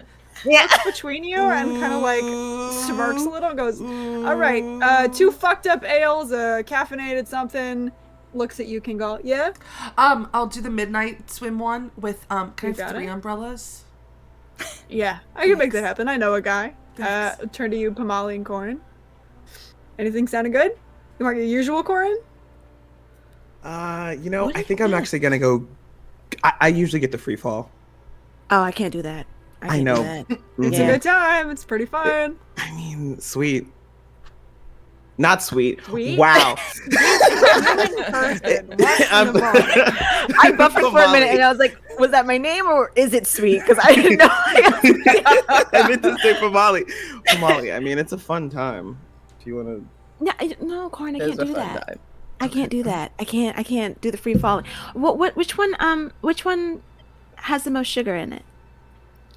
I mean, if you want to clarify, when you say the most sugar, are you looking for a sugar rush or do you just not want to taste the alcohol? I just don't want to taste the alcohol, but I definitely want a lot of alcohol in it. Sure. Yeah, that Great. Midnight Swim would be a good one. It's like a little more fruity. Oh, I love a little fruit in my cup. Yeah, put that. Give me that. Kind of like looks over at Willow and looks at you. Yeah, I figured. The tips of Willow's ears go a little bit purple. And Pamali, you also like an arm kind of slings around your shoulder a little bit, and you can see it's like that kind of starry light. You get like a whiff of like astral seawater as Kisis kind of leans in over your shoulder and goes, "Come on, you don't want to jump? You don't want to go jump in? No. Will you jump with me? Are you asking me if I'm gonna jump with you? Oh, you're asking Keesis. Yes, Yeah. me? I was about to Yeah. say.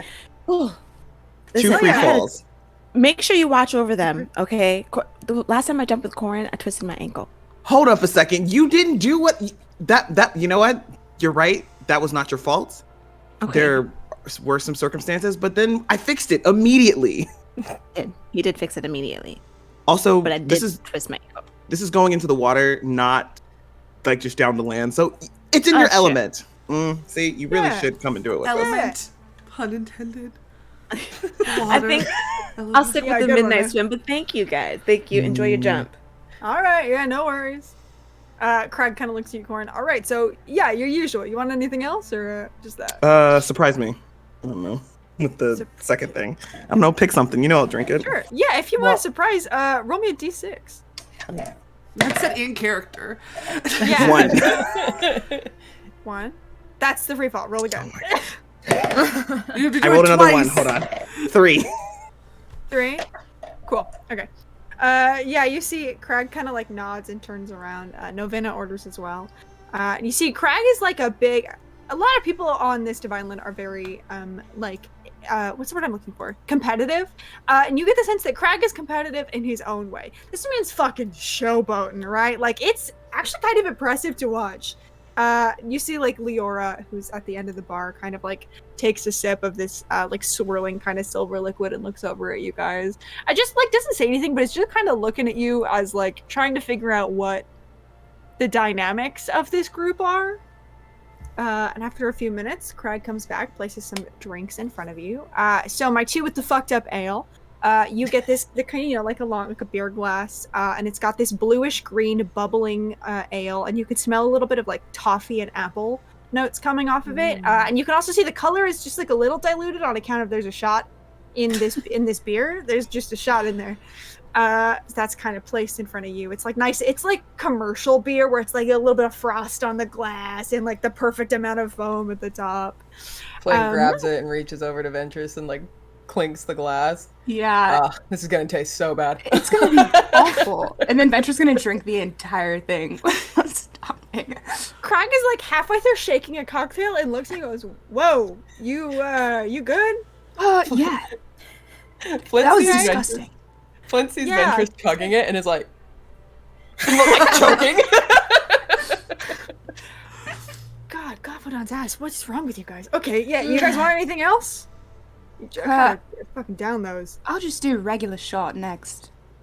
Hold the Okay. ale. Yeah, that's Yeah. wow. Cut I'm out gonna the get you some middleman. water. We're gonna do waters overall as well. I'll do what? Yeah. It tastes and so bad. So it's pretty disgusting. bad.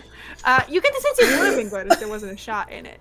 My 2 with the ale, you have advantage on all Arcana and History checks until your next long rest. Fuck yeah.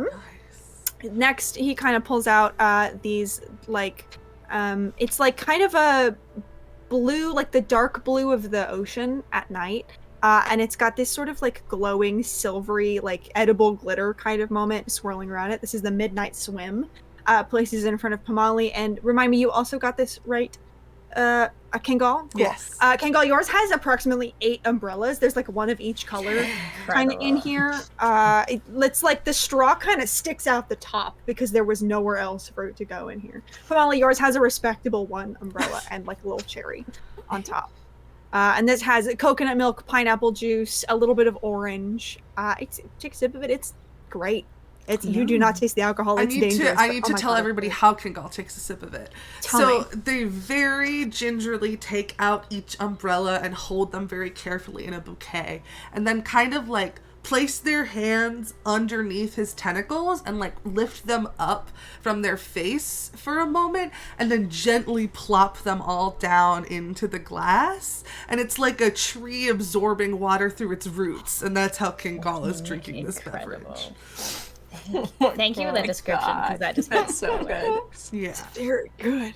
Yeah. I think Willow reaches across and like kind of like glances at you for permission and plucks one of the little umbrellas out and is like, "Have you ever done this?" And starts like doing origami with the paper of the umbrella and makes like a little swan on a stick and like hands it back to you. Whoa. Yeah. I looks over at the bartender. We may need more umbrellas. Yeah, I'll get right on that. Don't even worry about it. Those of you who are drinking the Midnight Swim, you have advantage on perception and insight checks for the next hour because I knew Kamali was going to order this, and I said I can fix her, and so I am. And you did. Thank you. Let's go. Incredible. Being a DM is hard work, but someone's got to do it. Oh, you did so well. Thank you. Please. Willow, after a few minutes, the drink placed in front of you is sort of this like vibrant, like sunset colored orange, and there's a little bit of a fantasy tahine rim on it. It's got kind of like a sweet heat to it, and it like you take a sip of it, it leaves this weird like kind of buzzing feeling in your mouth a little bit for just a second. And if you drink this, your speed increases by 10 feet into your next long rest, which is so scary because you're a monk, so you're just God. and you feel that like zooming caffeine, like you're a little more awake. Everything is moving too slow for you. Yeah, that did it. Yeah, that'll do it. If Willow had pupils, they would like constrict, but they don't. They just shimmer. Their eyes just shimmer a little bit. Okay, but how fast is Willow now? I Probably am. ungodly fast. Oh my god, I can do 65 feet Ooh. walking speed. Yeah. Oh my god. That's so powerful. I got long legs, baby. Amazing. And Corin, at the place you will be returning to, you see a midnight swim kind of place next to it. And Craig will also slide 4 umbrellas across the table in Kangal and Willow's direction. I'm gonna start teaching Kangal how to do it. It's harder with 4 fingers, but Kangal tries his best. So valid. And then you see Craig has kind of got these 2 shots and with his elbow lifts up the little, I don't know what that's called, but the part where the bar opens up so people can walk through it. Kind of flips that up and jerks his head towards the cliff and goes, "All right, you 2, you coming? Got a free fall waiting for you." Cool. And you and Kisis can kind of walk it off a little bit. You can see once you get between the arena and the Champion's Rest, there's a little spot where the rock kind of outcrops a tiny bit. You get the sense this is people jump off of this fairly frequently. And it's pretty high. But the water is down below. Kisis kind of looks at you and grins a little bit, says, "How you feeling?"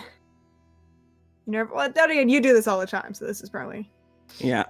James, can I say that as we were kind of walking up, Corin would lean in, not invading Keis's personal space, but just close enough to ask something so that Craig doesn't hear it.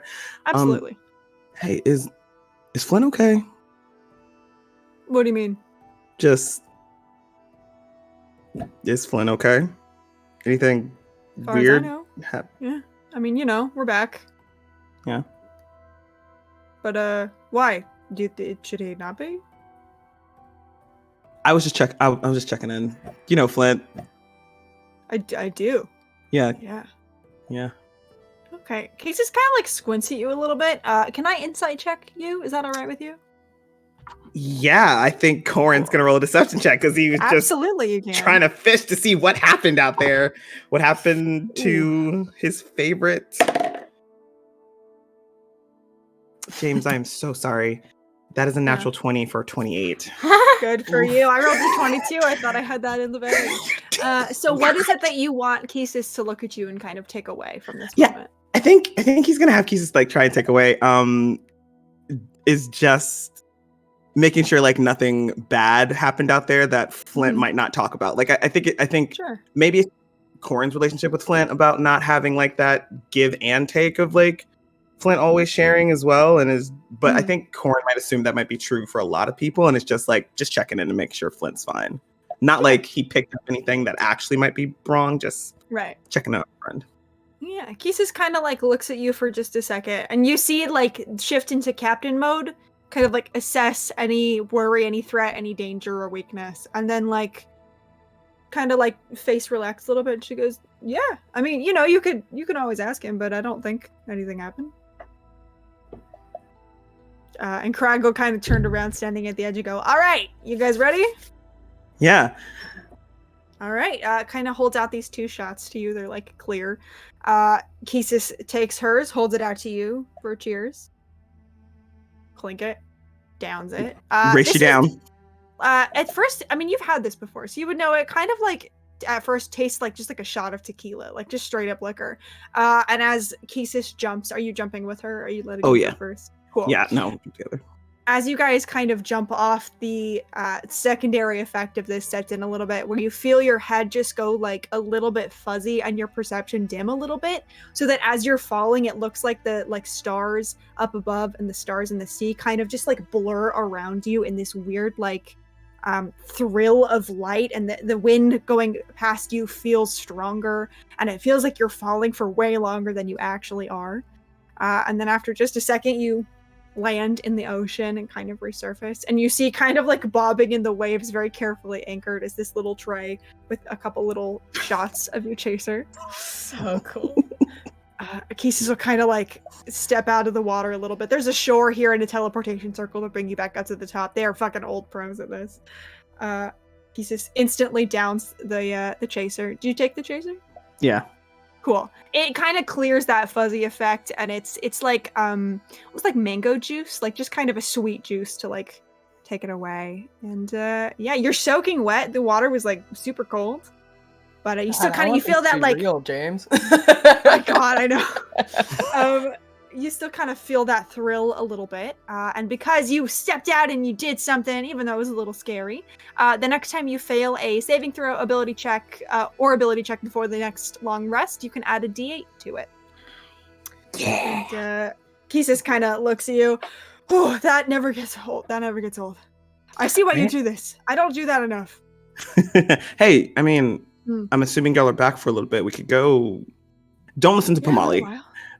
Don't listen to Pamali. It's because the ankle thing. Yeah. First off, I fixed that really quickly. I can fix that real quick. Second, it doesn't happen. People,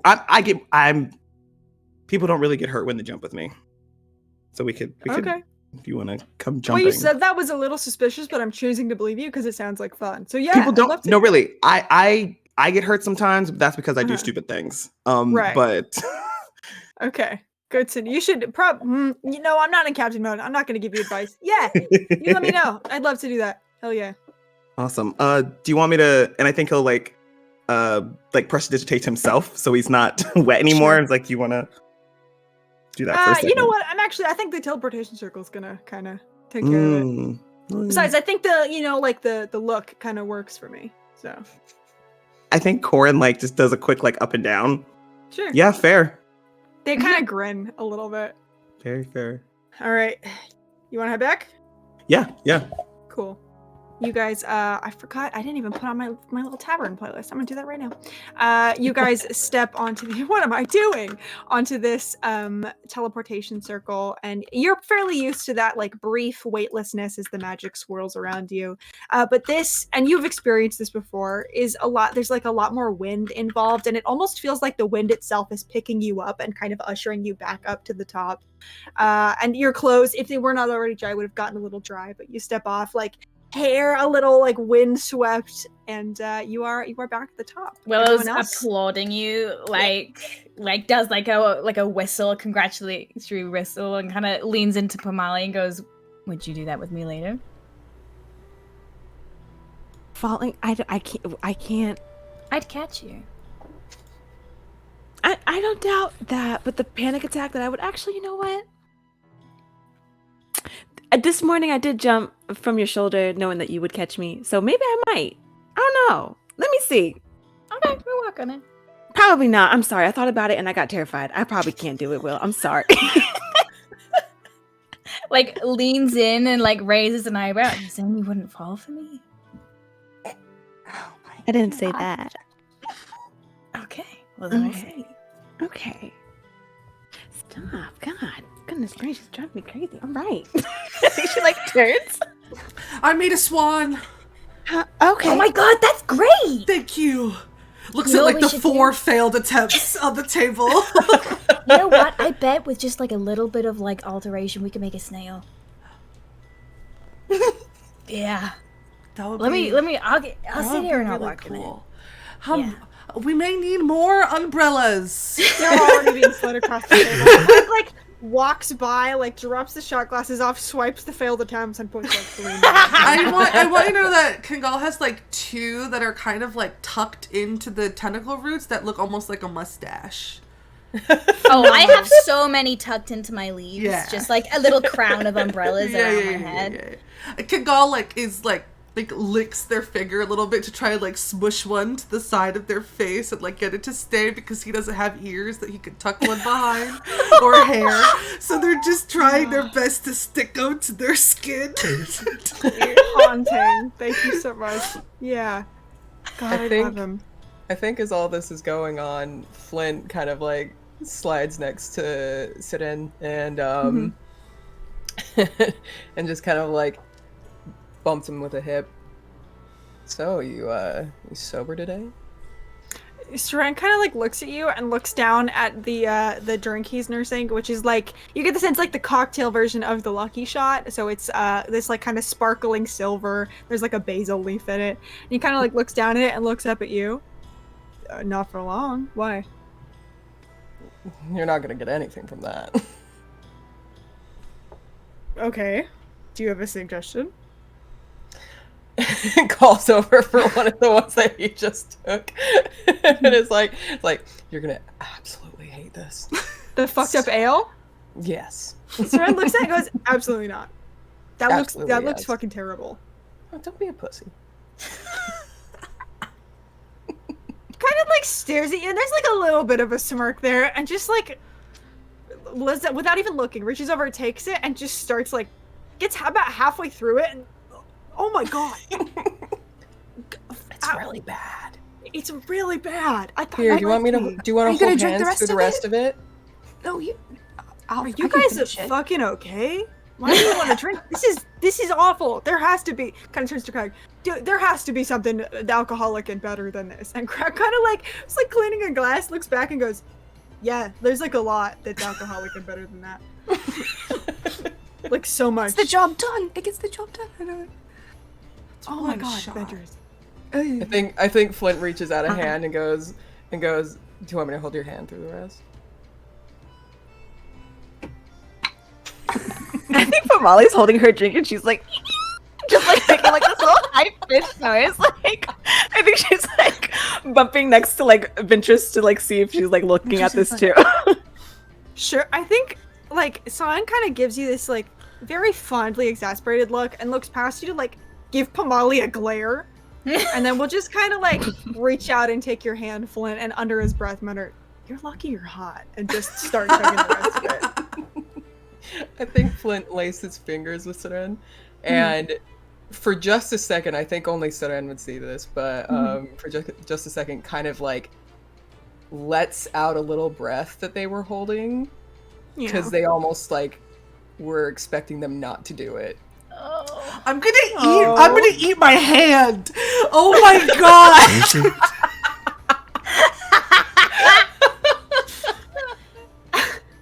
Don't do it, Snail, no! Snail, no, you need that! Kind of like feeling the tension in your arm like release a little bit. He kind of squeezes your hand, and then we'll lean in and so that only you can hear say, "By the way, you've missed so much with those two." Yeah, something's going on. I don't know. Flint's. You can insight check. Sure, I would love to do that. I did not. It's like a 14. Yeah. Flint's acting surprised. Kind of like pulls back and squints at you. What do you know?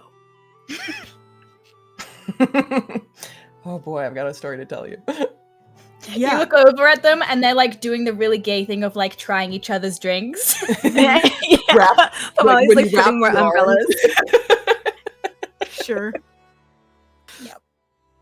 Just kind of like looks at them and just like the most over dramatic eye roll you've ever seen in your life, and then goes back to like that drink, the lucky shot that he had been nursing, and takes a sip and then holds it out to you. Goes, "Here, do you want to try something that doesn't suck?"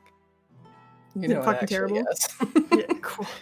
Flint takes it and takes a sip, and then looks at Seren and says, "You know that party they were talking about? The one that, I'm the only one who showed up?" Yeah. Well, Pamali told me something. Oh yeah. Yeah. Let's just say I think she's been nursing these feelings for a while. Don't tell her I told you. I'm not gonna say anything. I'm cool as a cucumber. I'm not gonna say a thing. Squeezes that. And yeah, that drink, by the way, was so good. It's kind of like plums and like that kind of like herby basil taste. It's great. Okay, yeah, Ventress, this was a bad idea. We're getting this one for the rest of the night. Could you get one for her? Yeah. It Correct. tastes not Yeah. awful. Okay. No, it's good. This is what people drink when they're not insane. Kind of like Yes, put I don't two think or- I've. Yeah. yeah. I'm not clearing that bar right now, so. Okay. Kind of put the two lucky shots. Do you want the cocktail version or the shot version?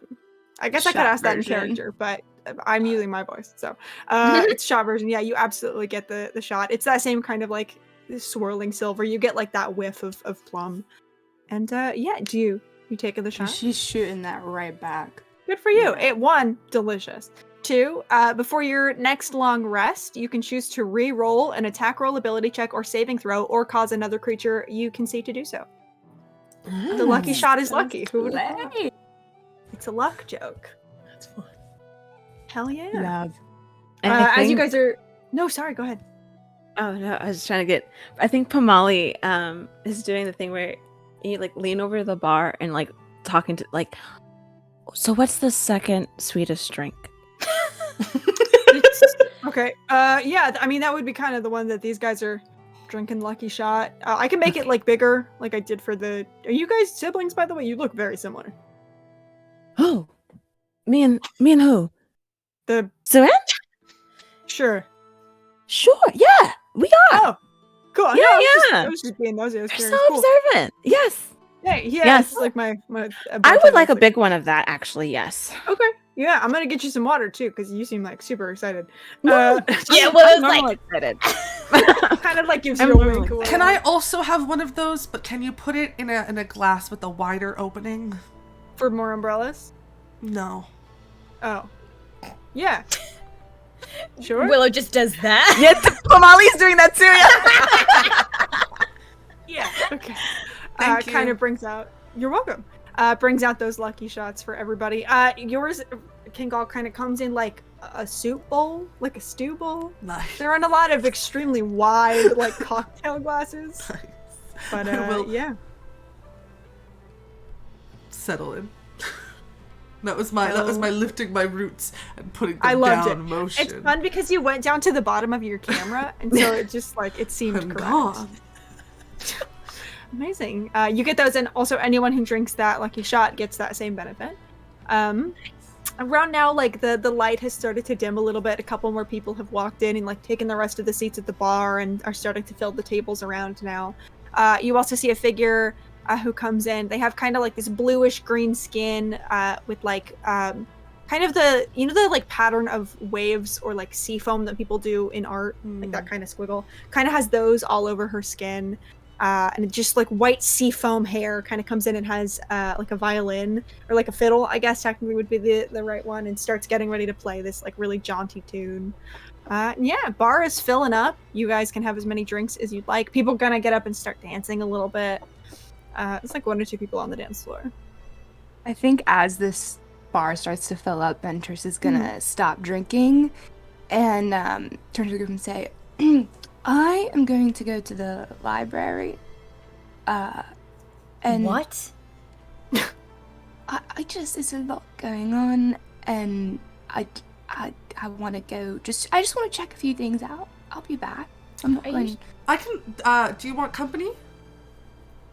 You can't. I don't want to disrupt anyone's evening. It's not a serious thing. I think I have enough umbrellas. Are you sure? Yeah. You seem okay. Yeah, I mean, you feel free But to come anyway. also, if this is a situation where you wanted to be alone, you can tell me not to come with you, and I'll stay, and I won't be offended by it. There's no pressure. No, it's fine if you can go. I would love to have you. Okay, I'll come. Yeah. But I'll work on the snail for you, okay? Okay, thank you. Takes half of the handful and places it on the table. That should be good. Perfect. All right. Anyone else want to come to the library instead of dancing at the bar? Flint makes a gagging sound. Thank you, Flint. I really do want to research some things, but I'm enjoying myself here. So I will catch you later. Maybe I'll send a message if I have questions. Send a message. Can I just send you messages of my questions? Yeah. Yeah, just while your send eyes are like half closed, I don't think you'd be reading anything right I can open them. Mm-hmm. Right. You work on that. You work on opening your eyes, and then when I Okay. come back, we'll see how. Yeah. Okay. And she's gonna head out I with got the it, yeah. You got it. That's right. Okay. Incredible. Kisis, who has kind of like moved 2 chairs over from the group and has like one elbow on the bar and is like back to you and is talking, and by talking I mean hitting on Leora, kind of like turns over her shoulder and gives you like a little salute wave and then goes back to their conversation. Let's see actually how well that's going. I'm just curious. Oh my god, that's a nat 20. So good. Yes! Hell yeah! Actually. We love to see it. And absolutely, you guys can set off. we'll kind of follow you for a little while and then pick back up with the group. So Kangal and I almost said Grace the human man, you're there. Kangal and Ventress, you kind of set back off down this path. You can see Starlight kind of appearing in the sky now as the last rays of the heart begin to fade. A lot of people are kind of heading the other direction up towards the bar, so passing you. You see a lot of these people who are like wearing different kinds of like almost a combination between like armor and robes. You get the sense these are clerics of Gavaudan who, you know, kind of doing their day job of like practicing, and now we're like, fuck, let's go get wasted. Kind of going up the other way, give you friendly little smiles. And can we tell anything from them? Like if they like look sick at all or just anything? Yeah, make me like a perception check or an insight check. Can I also make one? Insight. Of course. And I get to do it with advantage. Oh, I do too. But you have a -4, don't forget, Grace. Thank you for reminding me, Jay. You're welcome, I love you. Insight is a 16. 16, hell yeah. God. It's just not, it's a 5. Oh, babe, with advantage? With that, I rolled a 5 and then I rolled a 6. Oh my god, my angel. I know. Okay. Yeah, 5 or 6.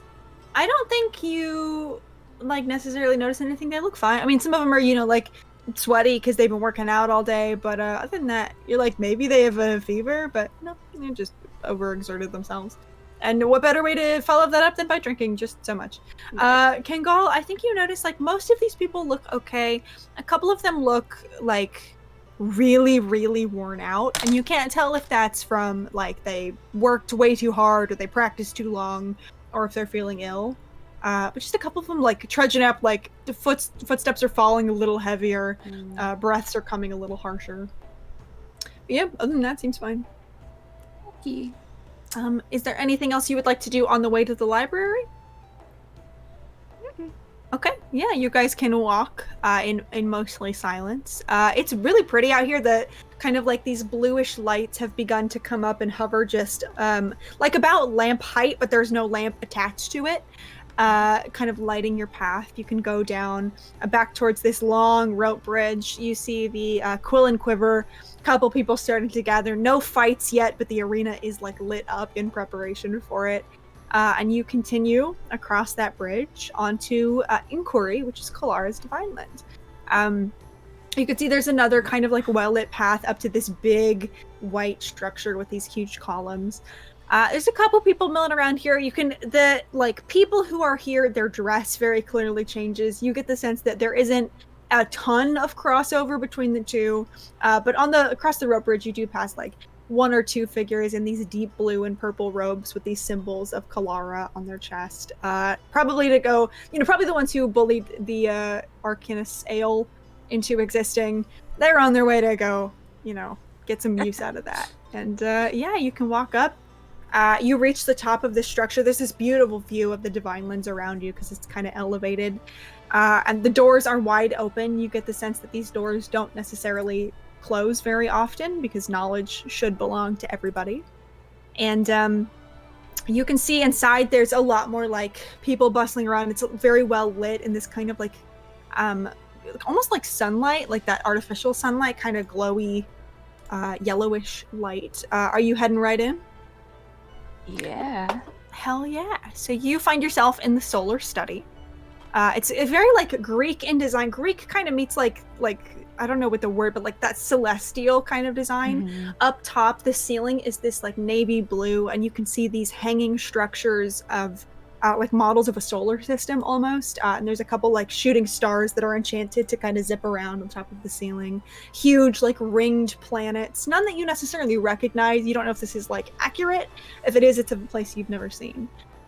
One of the stars in particular glows like very brightly. Ventress, would you make me a history check? And you have advantage, but you do also have -4. Yeah. Oh my god, okay, that's 11, 17 minus 4, 13? 13, 14? Yeah, you are kind of vaguely reminded of this vision you saw of through Venedra a 2 days ago. Time is fake. This is a very different divine shard. It's not dusty and like struggling to light and in a basement. But you recognize this very bright shooting star, this sort of like bright bluish crystal that is acting like a shooting star as a divine shard. You guys can kind of walk in. Right now you're in this like big open space. The tiles are sort of like engraved with all kinds of these different like murals and stuff. There's people darting about. You get the sense that this building is huge. But there are all kinds of people kind of like studying in chairs and eating and drinking and kind of talking over tables. So if you would like to ask someone where to go, you can. Or you can also just wander around, and that's so fine. Is there something in particular that you're looking for? I'm just looking for information regarding Sunda and the runes, and I think just what's going on with everyone, the sickness. If you were to pick one of those topics to start with, what would you pick? Sunda, probably. Kingal is gonna grab spaghetti from his pocket, and I'm gonna sneeze. No, I'm not. You got it. Yes, I am. Oh, no, no. I'm not. You got it's it. Like, You stuck got in it. my nose. That's the worst. I'm so sorry. It's gone. Okay. We love it. Bring a little spaghetti out of his pocket and like kind of dangle it in their hand and cast Kalara's tiny tome finders. I was about to. Hell Great, can we both do that? Yeah, let's both do it. Let's do it. Yeah. What snack do you offer? I think Ventress doesn't offer a snack. She pulls these little stars she has in her bag that just kind of glow, and they're just fun and cute. And she just kind of holds them up in her hand. Hell yeah. You can both cast Kalara's tiny tome finders. For Ventress, these little kind of dragons made out of that starlight appear and immediately kind of like latch onto the little stars and just sit on them. Snail, what do you think? I feel like I know the answer to this, but what animal do your little tiny tome finders take the shape of? Maybe little flumps. Sure, absolutely. I love that. So these little kind of like, they're blue tone, right? Or are they pink? They're pink. They're yellow. Are they yellow? Yeah. Yeah. Oh no, like... they change color based on emotion, don't they? Yeah. Cool. Yeah. The art of so them is like a greenish yellow. Hell yeah. So you summon these little tiny, like, kind of jellyfish looking creatures. There's a couple different colors as they come with different emotions, but they immediately kind of like pick up these noodles in their long like tentacles and try to figure out how to eat it. God, they're so excited. And I have to double check that. I know I wrote the spell, but I want to check the wording really quickly. Do we have thoughts on terminology we would like to use? Yes.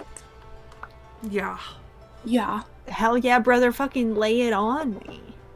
How many do I have? 4? That's what I'm looking You up roll right 1d4 now. plus 2. 1d4 Nice.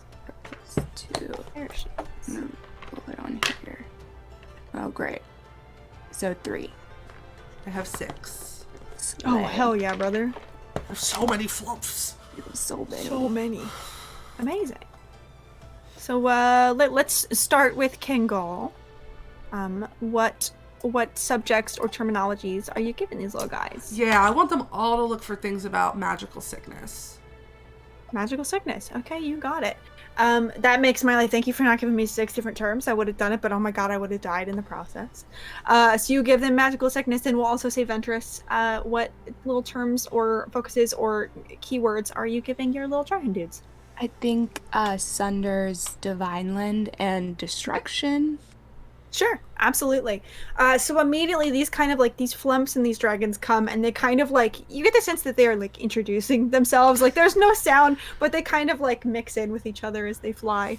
And instantly they kind of begin, they exist in a radius around you and they kind of move to the edge of that radius towards like the back. You get the sense they are trying to lead you to where this Yeah, I was going to say, I think we start walking in the direction. Cool. And like we can chat while they search. Absolutely, yeah. You kind of keep walking through. You pass like a lot of like tables where people you can see are like, some of them are having like not arguments, but kind of like spirited debates about magical theory and like laughing, but their voices are very loud. It's very, she wore a crown and she came down in a bubble dug, but like everybody's laughing. I kind of walk through. There's people working silently on notes. You see like spells in the process of being made. And you walk towards the very back of this very long Can room. I talk to Ventress on the way before we get to a conclusion? Absolutely, you Okay. can, yeah. So I think Kingal, again, kind of walking, almost a little bit looking like he's floating because the skirt is so long and like covering the webbed feet, but walks next to you. So I take it you are the type to leave the party early. I do tend to, if someone's going to leave early, it does tend to be me. Most of the time. Yeah. Because you want to, or because you feel like there are other things that are more important? Well, sometimes I feel as if I need to be doing other things. Yeah, I mean, I overwork myself sometimes. Why? Why? I think I'm supposed to. And I would have said maybe that I enjoyed it, but I'm starting to think maybe I've not been enjoying it. But it's always what I've done and what I had to do. So that's what I'm good at. And I'm scared I won't be good at anything else if I'm not working. But you don't like it? I don't know. I haven't ever done anything else, So, hard to say. Maybe we can come up with other things for you to try.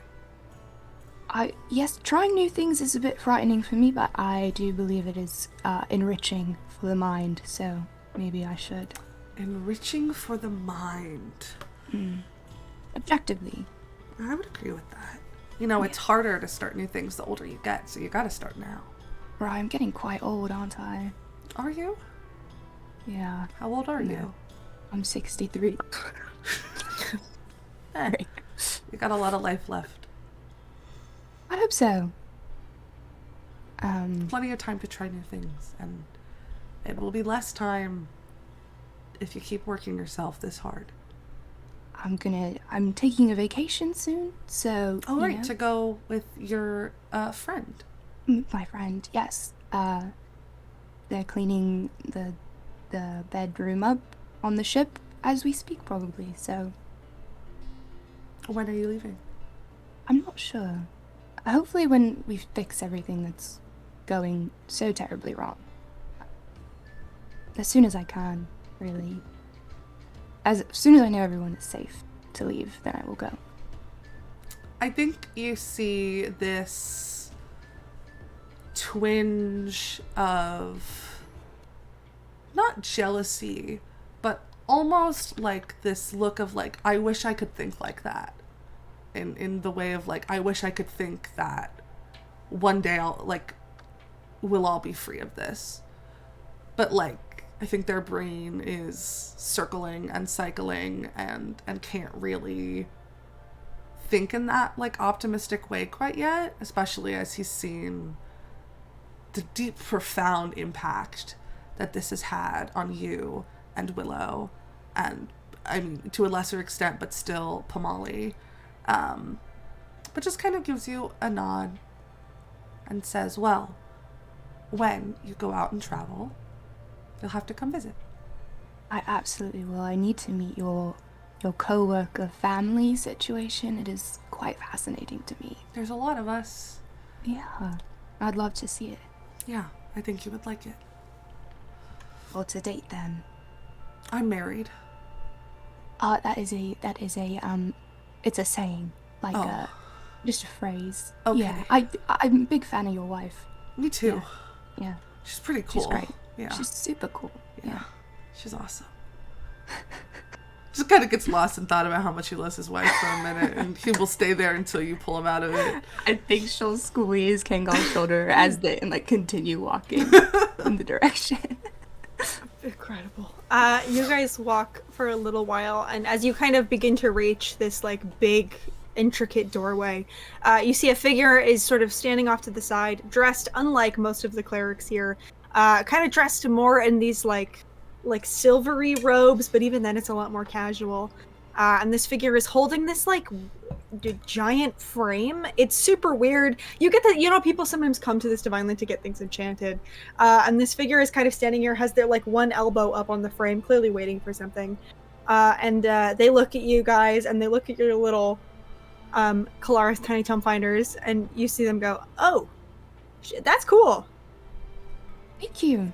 Sorry, I didn't mean to interrupt. You look like you're doing something important. I don't know. I'm just thinking about my wife. What's this? And points to the frame. Kind of like you say that, and it smirks a little bit and goes, "Yeah, I know the feeling." And also, this figure, I described them, I realize, has hair. One has a symbol of Etris kind of on their shoulder, and their hair is made entirely of daisies. And kind of looks at you and goes, "Oh, I've been trying to get this Snoop thing enchanted, but the magic keeps getting all weird and fucky. So I'm hoping someone else can figure it out."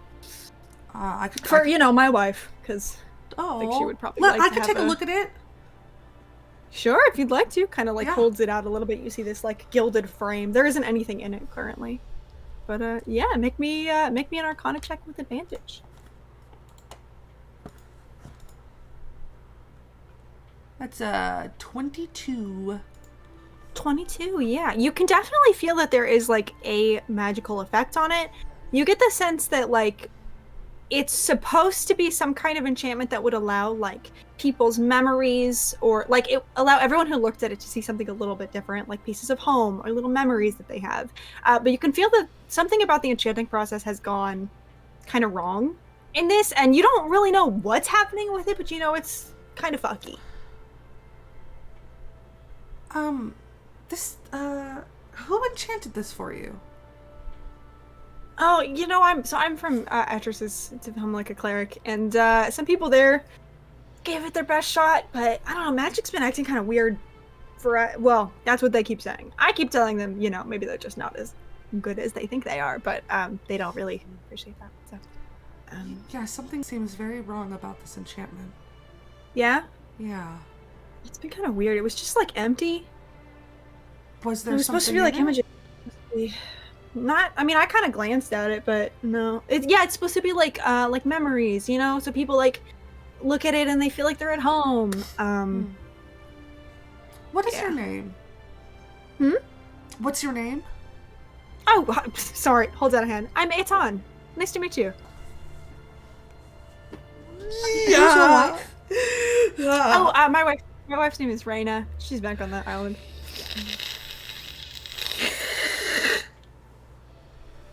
I am cursed with the burden of knowledge.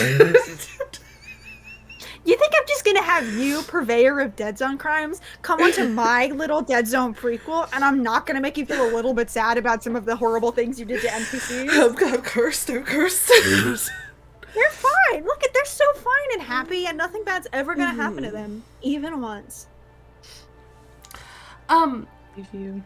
Yeah. Nice to meet you. I'm Kangal. Oh, nice to meet you. This is Ventress. I'm Ventress. Yeah, you're the counsel. I know. Yeah, we've never met. We just, Right. Yes. You're in charge. So nice to meet you, counselor. Should I call you counselor? No, please don't call me counselor right now. Just Ventress. Yeah. Ventress. Nice to meet you, Ventress. Nice if you're ever out in Etris's Vineland, let me know. I'm around. I'm kind of in charge there. So not to brag, because you're more in charge. But you should brag. That's cool. You should brag. Thanks. Yeah, it works really hard. I don't know what's wrong with this, but that's okay. I'm sure someone here will. Will. That's the hell. And you see they kind of look off in the distance, where you see a kind of blue robed cleric has stepped out and has kind of raised a hand to motion them in, and Etan kind of picks up the frame and goes, "Oh, that's my cue. Well, hey, good luck with your neat little guys and whatever you're doing." Not Counselor Ventress and Kangal. Good luck with your frame. Yeah, thanks. The frame can get fixed. I'm sure it'll work out in the end. Most things do. Yeah. Yeah. Okay. Kind of walks off, disappears behind a door to, I don't know, whatever happens to them. Who's to say? Not me. And you guys can keep walking. Yeah. I know what happens to them, and now I feel extra bad about it. Probably good things. Don't even worry about it. If you haven't seen Tales from Beyond the Dead Zone, you should. It's good. Anyway, not that I'm biased. Yeah, you guys could kind of I'm assuming you're continuing on and not just sitting here feeling so sad for reasons you don't understand. Yeah, well, I'm not sad. Kangal's having a great day. That was a weird fucking frame. Let's follow my flumps. You see the dragons and the flumps kind of disappear behind this big door into whatever lies beyond it. The door is closed, but you don't get the sense it's locked or anything. Shall we? Walk right on in. Yep. We're trying something new, and pushes the doors open. Absolutely. You open it and you see this sort of like long, very nicely tiled, almost like outcropping, I guess would be the correct word, kind of goes out and continues like 90 to 100 feet in front of you, and all around it in this huge cavern and below there are these floating dark wooden bookshelves, and you see kind of flitting through all of them are these heart spirits, which I know, Grace, you have seen, but Reed, I know you watch Starfarers, but I'm gonna tell you what they look like anyway. Do it.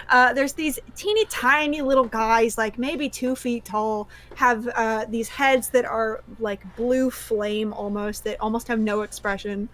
These are beings made entirely of magic from the heart of Tethelin. And in this case, they are acting as... Oh. We'll be right back, folks. We're gonna go to the mid-screen. Oh. Maybe I lied. Maybe I didn't. Yeah, we'll be right back. We're gonna head to the mid-screen. Don't change that Twitch channel. We'll see you in a second. Oh, okay. Oh. Are we still... Are you okay, VJ? You good? I think I'm fine. Wait, keep talking for me for a second, James. I am talking about how we're not going to the mid-screen unless we need to. Nope, I'm fine now. Nice. I lied. Don't change the Twitch channel anyway, because we're not I'm leaving. gonna finish We're still here. my sentence. So you see these little heart spirits kind of like darting around and acting as little tiny archivists from these bookshelves that are suspended really far up. The work that is happening in here at the tables along this outcropping is much quieter. Most people are working by themselves or with one other person, and they're kind of speaking in whispered tones. You get the sense that this is sort of the private section of the library. It's not off limits necessarily, but not anybody can just come and get this highly magical information. And they kind of lead you into it. And we're going to pull back from there, return for just a moment, head back to Champion's Rest, where our beloved friends are drinking, and Kesis is flirting so bad with a big Minotaur lady. What are you guys up to? I think that while they've all been sitting there, Flint's kind of been like, his eyes have been flitting between Pomali and Willow, who, you know, kind of keep getting interrupted by everyone, and everyone's just kind of milling around and chatting. And Flint just kind of like looks at Sin and goes, I want to make a bet. Okay. Let's say by the end of the night, Mm-hmm. I think we can get them to talk about their feelings. Ooh, I don't know if you know this about me. I'm not a big open with my feelings guy. I don't know what advice I'm gonna give. Oh no, we're not talking to them. We're gonna do this. And he grabs Siren and he goes over and he grabs Corin by the hand and he drags them over into like a booth a little ways away and like throws a look back at Pomali and Willow and just like waves and like walks away, leaving the two of them wherever they're sitting, at the bar or wherever. And I think like looks at Willow and like kind of casually gestures to like an empty booth nearby, and then goes and sits with. It's like narrow my eyes at you and just like tiny imperceptible shake of my head, and then turn back to point. Do I stink? Smell? No, you don't smell at all. You smell really nice. Are we moving? Is that what's happening? Yeah, I think they are. They are. Oh, we're not. Do you want to go you ahead? And me.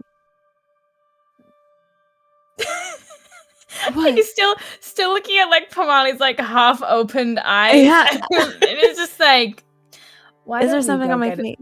No. Why don't we go Oh. get a booth and we can sit down? Because you know these stools are high and you're very small and I'm scared you fall off. Oh, okay. Well then you part the way then. You guide me. I'll follow you. You said okay. I won't get lost Yeah. if I like click on you. Perfect. Yeah. Perfect. I think she goes ahead and she like takes their hand, but you'll notice like as you're walking, it's like a little slow behind you because like Pomali's just like dancing as she's like walking through the crowd. So it's like little hops and like shimmies Yeah. Oh my god. I think Corn has been like drinking and like chatting with people, kind of waiting for like things to pick up because he knows the fighting place also picks up when the night gets later, but has been watching all of his friends and is just and was looking between Seren and Flint, and then when Flint pulled him away, and then is looking at the two we just left behind, and it's just gears turning, but he's gonna turn the other two. I'm not much of a third wheel, so I think I'm actually gonna go get into a fight about it or something. So, Okay. Would you like to come? Would you like to come get into a fight with me? I kind of looks at Flint, trying to judge like how Flint is feeling. I think At the very least.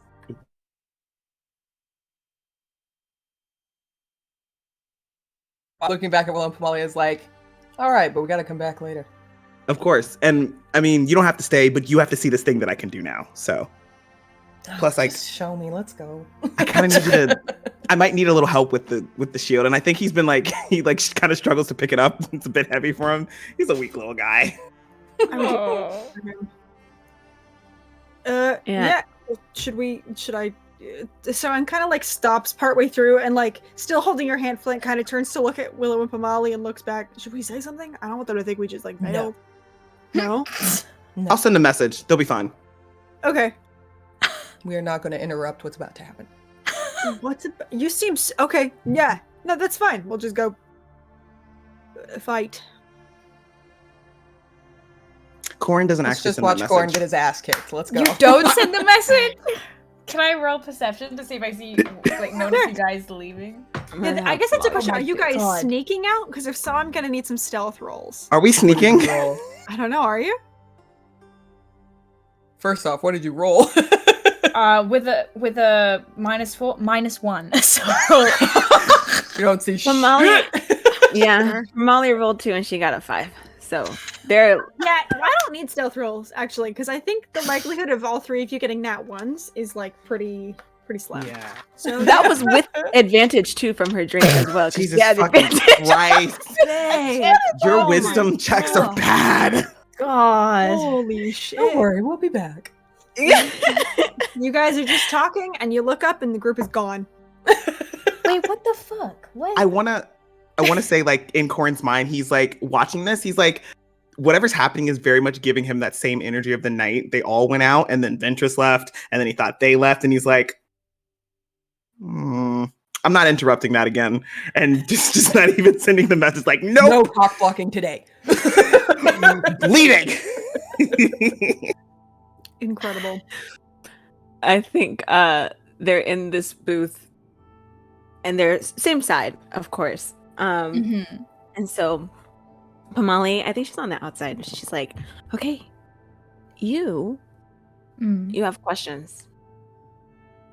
Okay, but I asked a question last, so it's technically your turn. Oh my god. Okay. Whoa, I'm not even prepared. Oh, okay. Well, I'm not prepared. You've been saying all day. All you've been saying is, "Oh, we gotta ask questions." And... Yeah. But now it's just a different energy. Okay, wait. I have a question. Okay, shoot.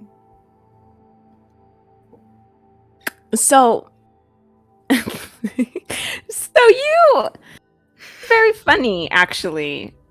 How when everybody else wants to check in on you, right? You're like, I think she like mimics their hands. When we were at Venedra's, what's it called? The temple. And Ventress was bothering them. Will like put their hand out, so she mimics that and goes, "Do you want me to strip for you? Do you want me to strip for you?" That's what you say for everyone, right? When they look at you and they say like, "Oh, let me check you over." And then I was looking at your shoulder, and you immediately ran to put a shirt on. What's wrong with what's going on there? I think Willow just lets this this like slurred rant like settle and it's like right, so a couple days ago. Was that a couple days ago? That was yesterday. I don't even know. Yeah, I think it was actually. Okay, sorry, what is the question exactly? My question is, what's the difference? Why were you? Why is that? Why did you run and put a shirt on? You were so nervous. What's the difference between Ventress and you? Yeah. I want to know. I want to know. I just want to hear. Well, Ventress is very dear friend, and you know I consider her like a sister. And you are also a very dear friend. Not quite sister. Not quite sister. Oh.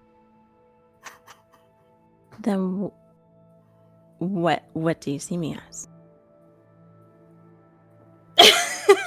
I think like we'll kind of like level a gaze at you. She has like this like devilish little grin on her face. She's just like, you can tell she just wants you to say just like some kind of like affirmation is what she's looking for here. Yeah. I like you more than a friend.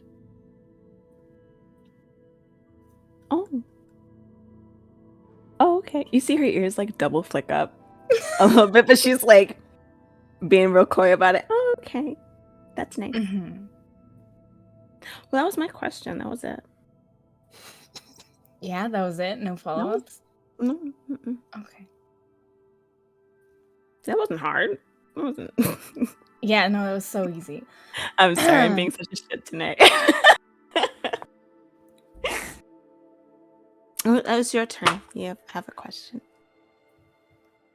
I'll be better with mine. Really? Promise? You swear? No. Okay.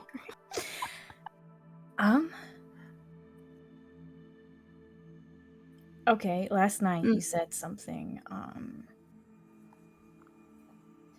You realized something. I won't say it, but kind of like gives you a little bit of a squint. When I started dating Zan. My feelings? Is that what you're talking about? Yeah. Is that true? Is that... I didn't realize that when you started dating Zan, it wasn't like after, but a little bit beforehand, I kind of realized how important you were to me and how I didn't like you as a friend only. And soon after that, you got with Zan. So it was like I didn't get a lot of time to enjoy that crush, basically. Because I had to squash it down pretty quickly after. Right. That was 4 years ago. What's your question, Willow? That was just a statement. That's a statement, yeah. Okay, so how hard did you squash this thing?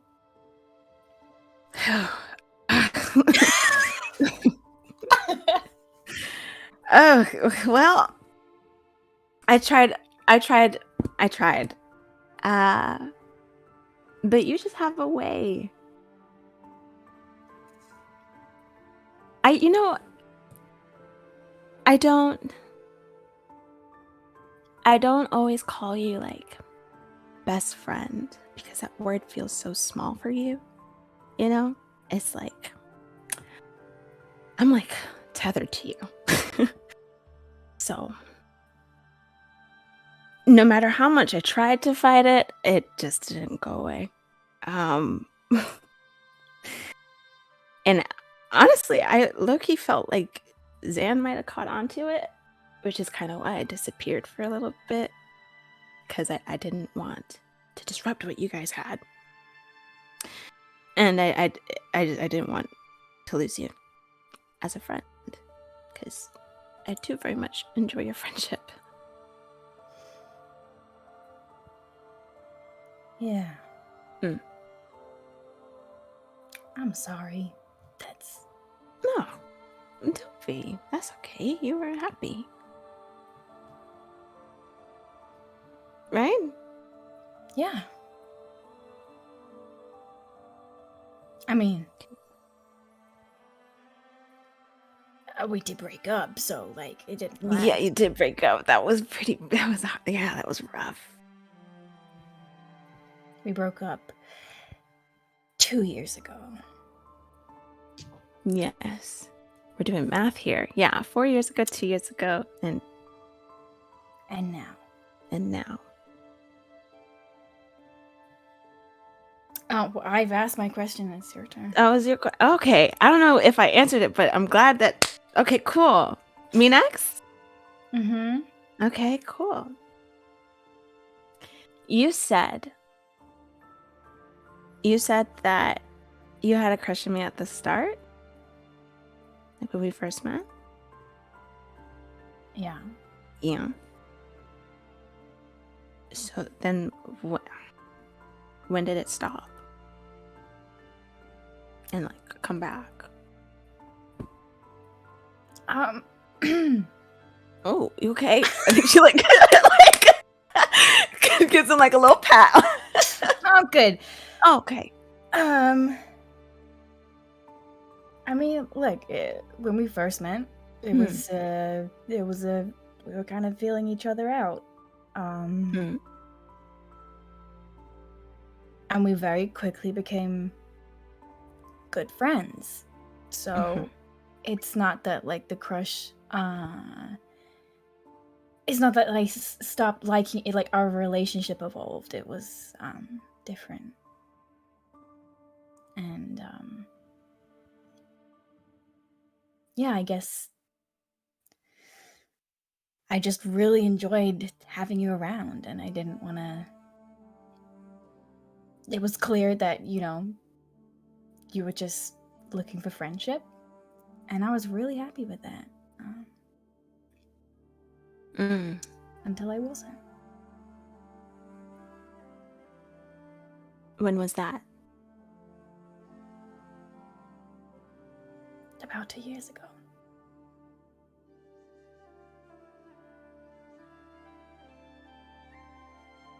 Got it. Your question.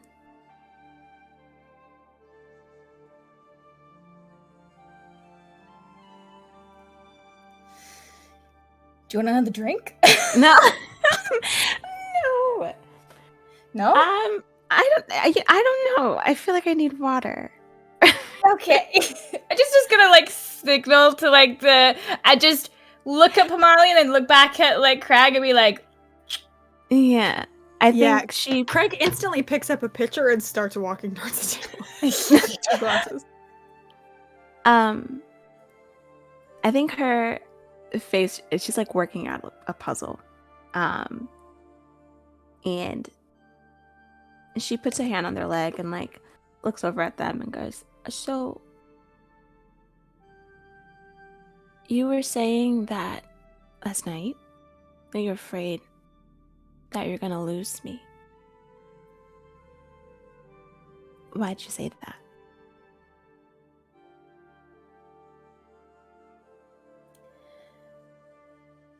I don't know. Because it's true. I know that I have more than friendly feelings for you. I just don't know what that will mean, like, for us.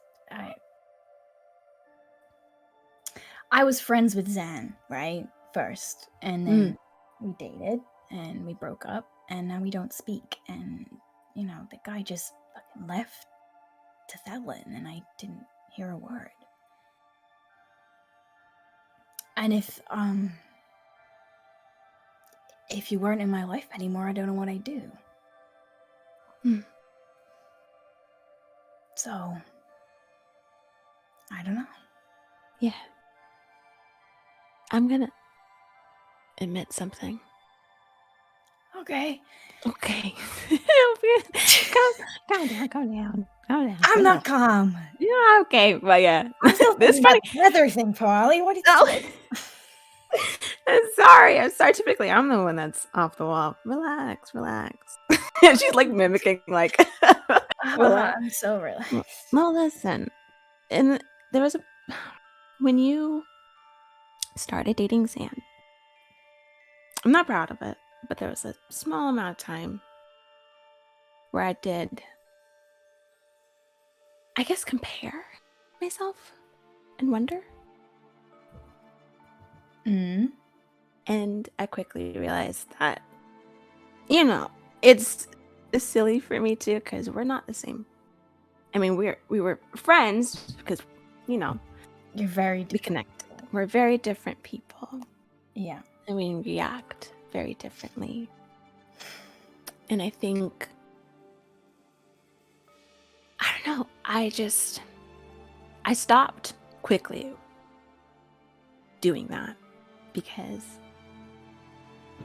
they're a great person.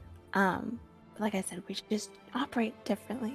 And I'm sorry that they walked away from you completely like that.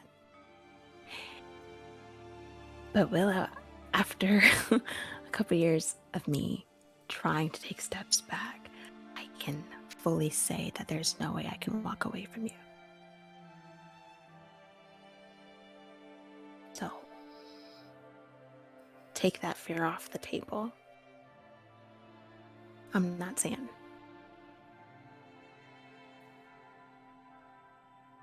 You're right.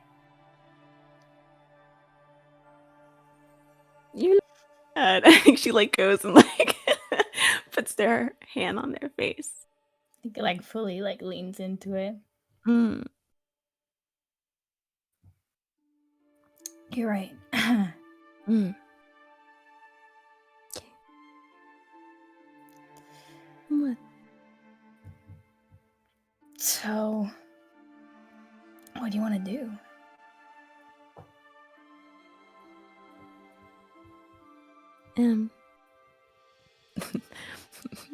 I almost rolled an insight check, but I was like, no, sweet. I'm taking over. I'm not gonna let Pamali. I'm not gonna let her do this. You have advantage. Oh God, no! I'm taking over. I'm not gonna let her do that. I think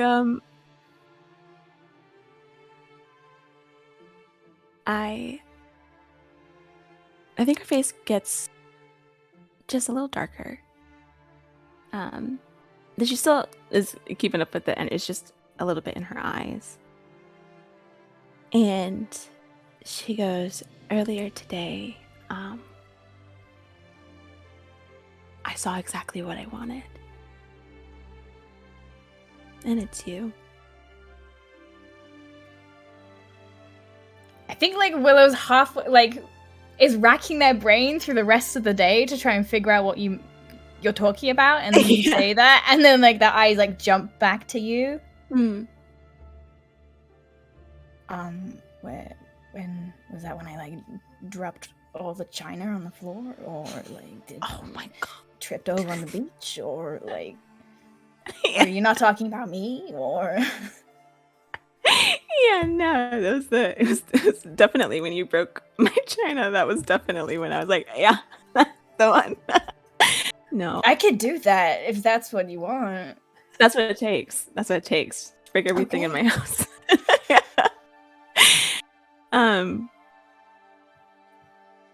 No, with when I was in the trance, Cinder showed me a life that I wanted, and it was with you. And I think she like grazes her hand over the part of a part of their face where it's under, like, dim, like their skin tone. And I realized from this morning with all the leaving and everything that I just I regret not saying what I mean to say, because I always think there's going to be another day. And she's looking over the leaves that are yellowing. I don't want to waste any more time thinking that there's going to be another day. So I just... Molly, Hmm. there are gonna be so many more days. Huh. I promise. What if you can't promise me that, Will? I wouldn't make you a promise I didn't intend on keeping. I think at this point she's like so close to that forehead is like resting on theirs because she just needs to be like in their essence right now. Okay, well, if you're promising me that, yeah, you better keep it, please. I think you see, it's like a little light goes on inside the eye. And like this like repressed smile kind of like creeps across their face. And suddenly like they're scooting out of the booth and they're like gathering you up in their arms. And like you're tiny and like he's big and he like just fully like bridle carries you and starts like running towards the cliff. And then like skids to a halt at the edge of this cliff, like with you in their arms. Screaming. She is like yelling at the top of their lungs and is like legit. I feel like her fingers are like interlaced, like or she's like holding on as tight as she possibly can. Yeah. And then we'll like one arm is kind of like wrapped around you, holding you up and supporting you, and the other hand like comes to your face and they like look at you. If we're gonna do this, you gotta take a leap of faith.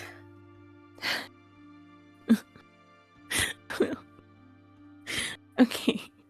Trust okay. Of course I trust you. Okay. Okay. Do you trust me that there will be more days?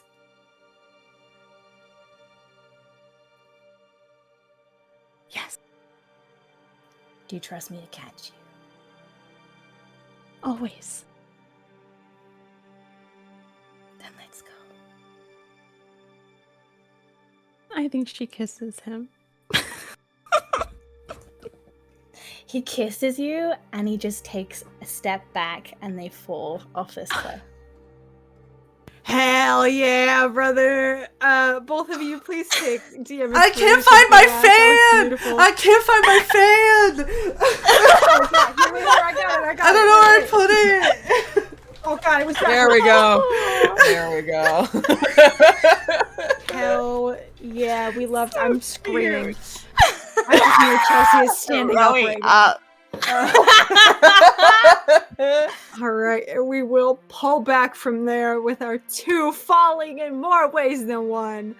And we were going to pick up right back in the library where we left off. Equally as exciting. Equally as exciting. Definitely just as homoerotic. Just as homoerotic, yeah. You know? In a different way, a secret third way. Sure. Amazing. Yeah, so you guys kind of step into this huge room with these bookshelves kind of revolving very slowly around. And you see there's like a... you get the sense this is someone who like works here. The Heart Spirits are the archivists, but the Heart Spirits can't speak, so they surely do need like a guy who can actually talk to people. And you see this figure kind of...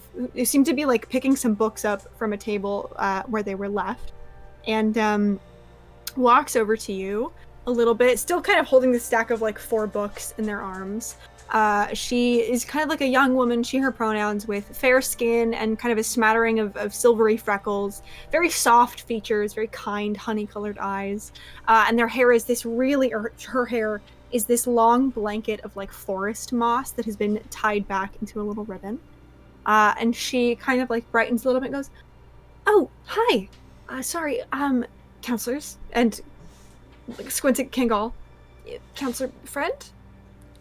I'm a diplomat. Diplomat, right. Well, Diplomat friend, yeah.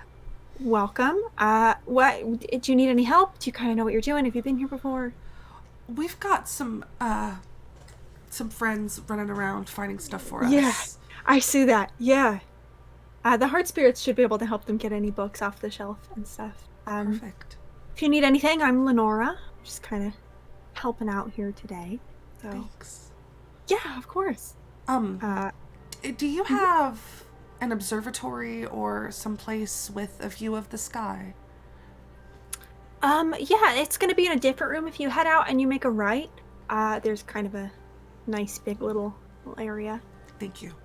Of course, absolutely. If you need anything, I'm around. And kind of turns to you, Ventress, and like opens her mouth to talk and stops and kind of like glances at Kingal a little bit. You get the sense that like she wants to say something but isn't sure how, like, in the knowledge and in the group Kingal is. And it kind of looks at you for like, anything you want to say, you can say in front of both of us.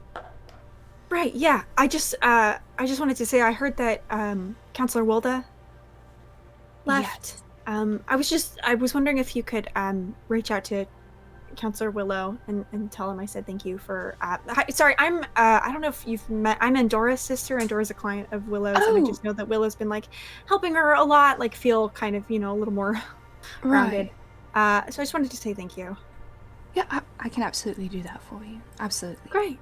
Thank you. Yeah, she's a good kid. She just gets kind of lost in stuff sometimes. But I mean, it seems like she's picking up some new hobbies. She was here a little while ago checking out some books. So okay. Yeah, crossed. I'll hopefully so, and I'll let Willow know. Absolutely. Great. Thank you. I really appreciate that. Of course. Did you know what book she was checking out? Because we're also in the market for trying new things. So. Oh, I mean, her. It kind of like looks at the ground, looks up at you. It was kind of like off the record a little bit. I wouldn't get like really in trouble. It just, she's not really like a cleric, and so I don't know. She was talking about, I guess, like Willow advised her to like go out and try new things and try to make roots. So she checked out a couple things. I know she was looking at like traveling and like magical study and just like a couple of different things. Kind of elbows Ventress traveling. Certainly something I'm interested in, but maybe I'll pick something up, an extra thing before we go that's not related to work. For fun? Sure. That's a great idea. Yeah. It'd be fun. Yes, it could be very Absolutely. Fun. Well, she hasn't brought one of them back yet, so maybe not.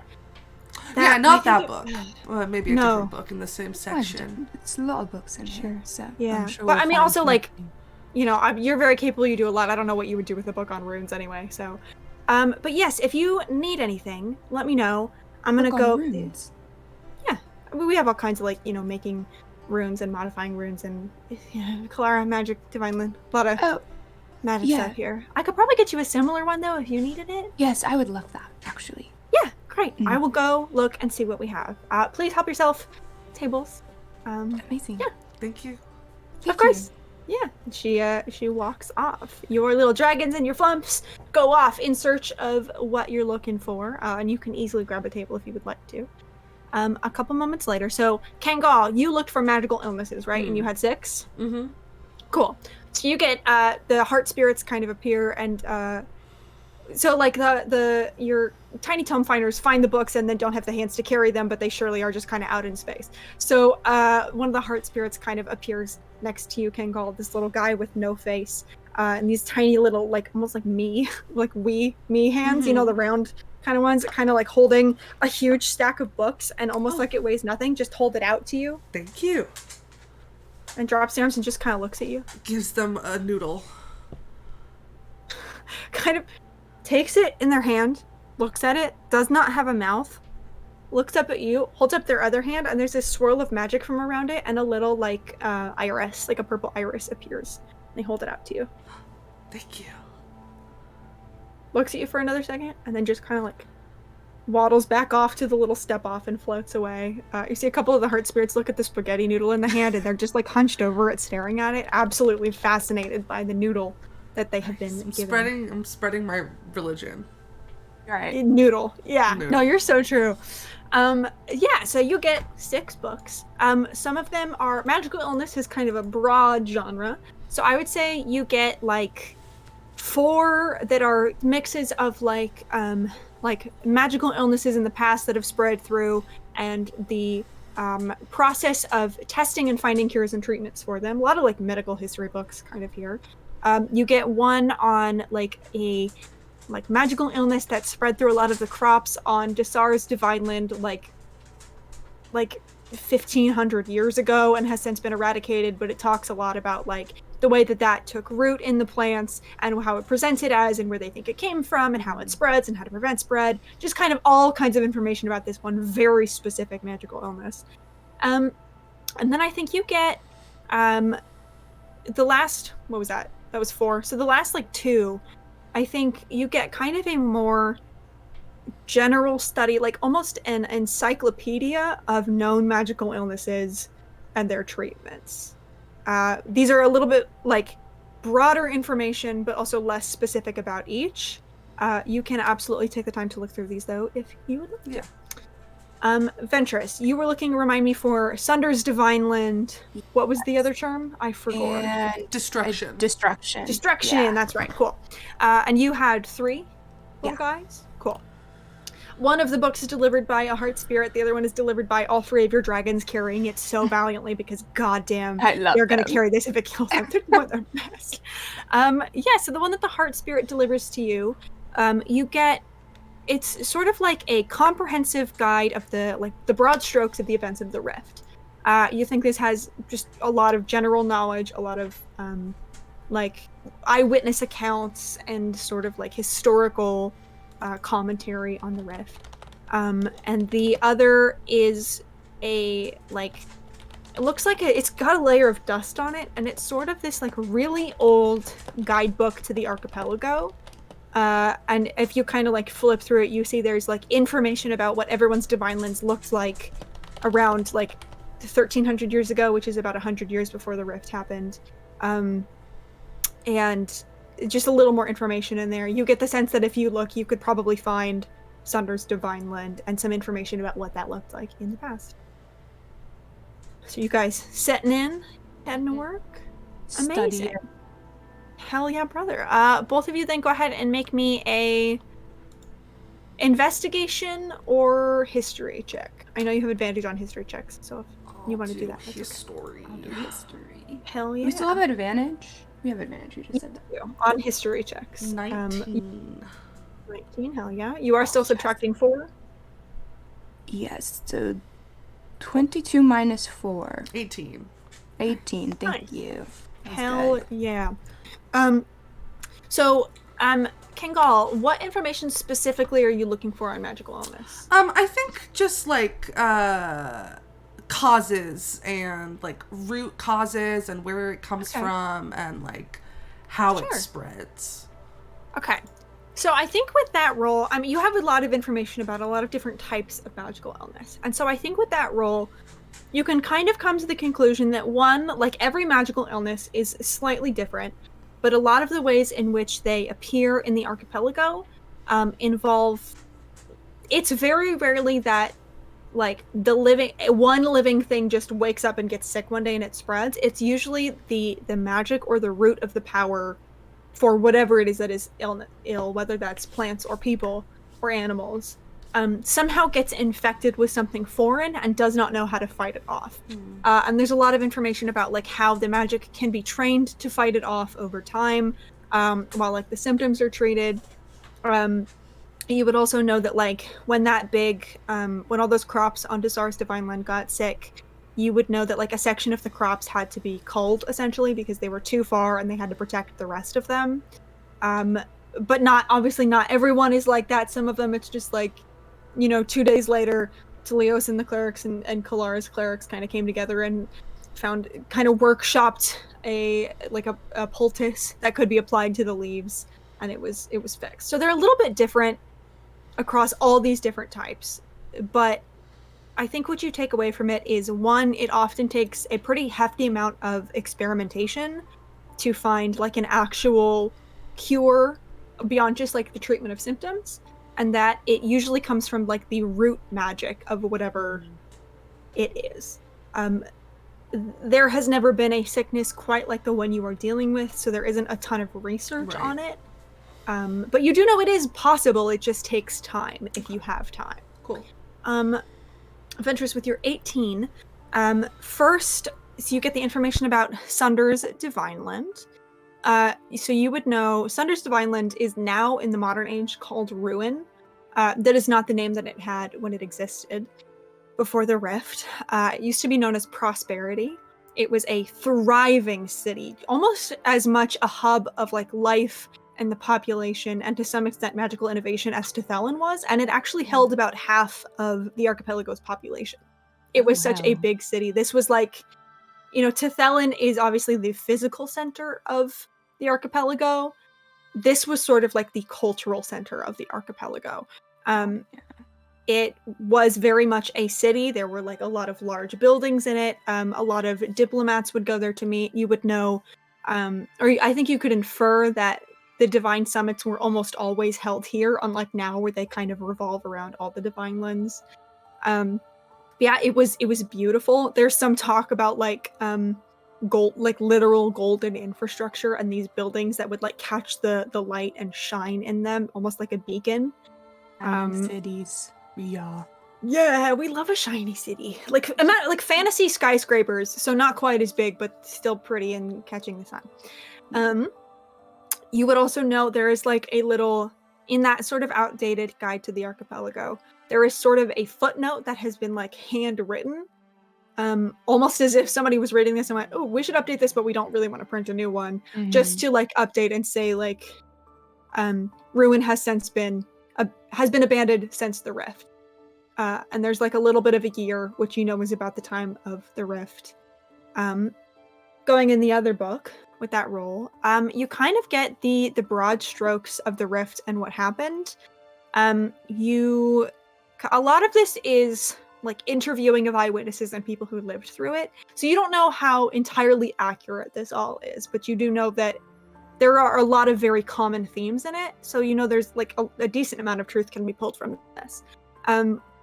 Broad strokes of the Rift.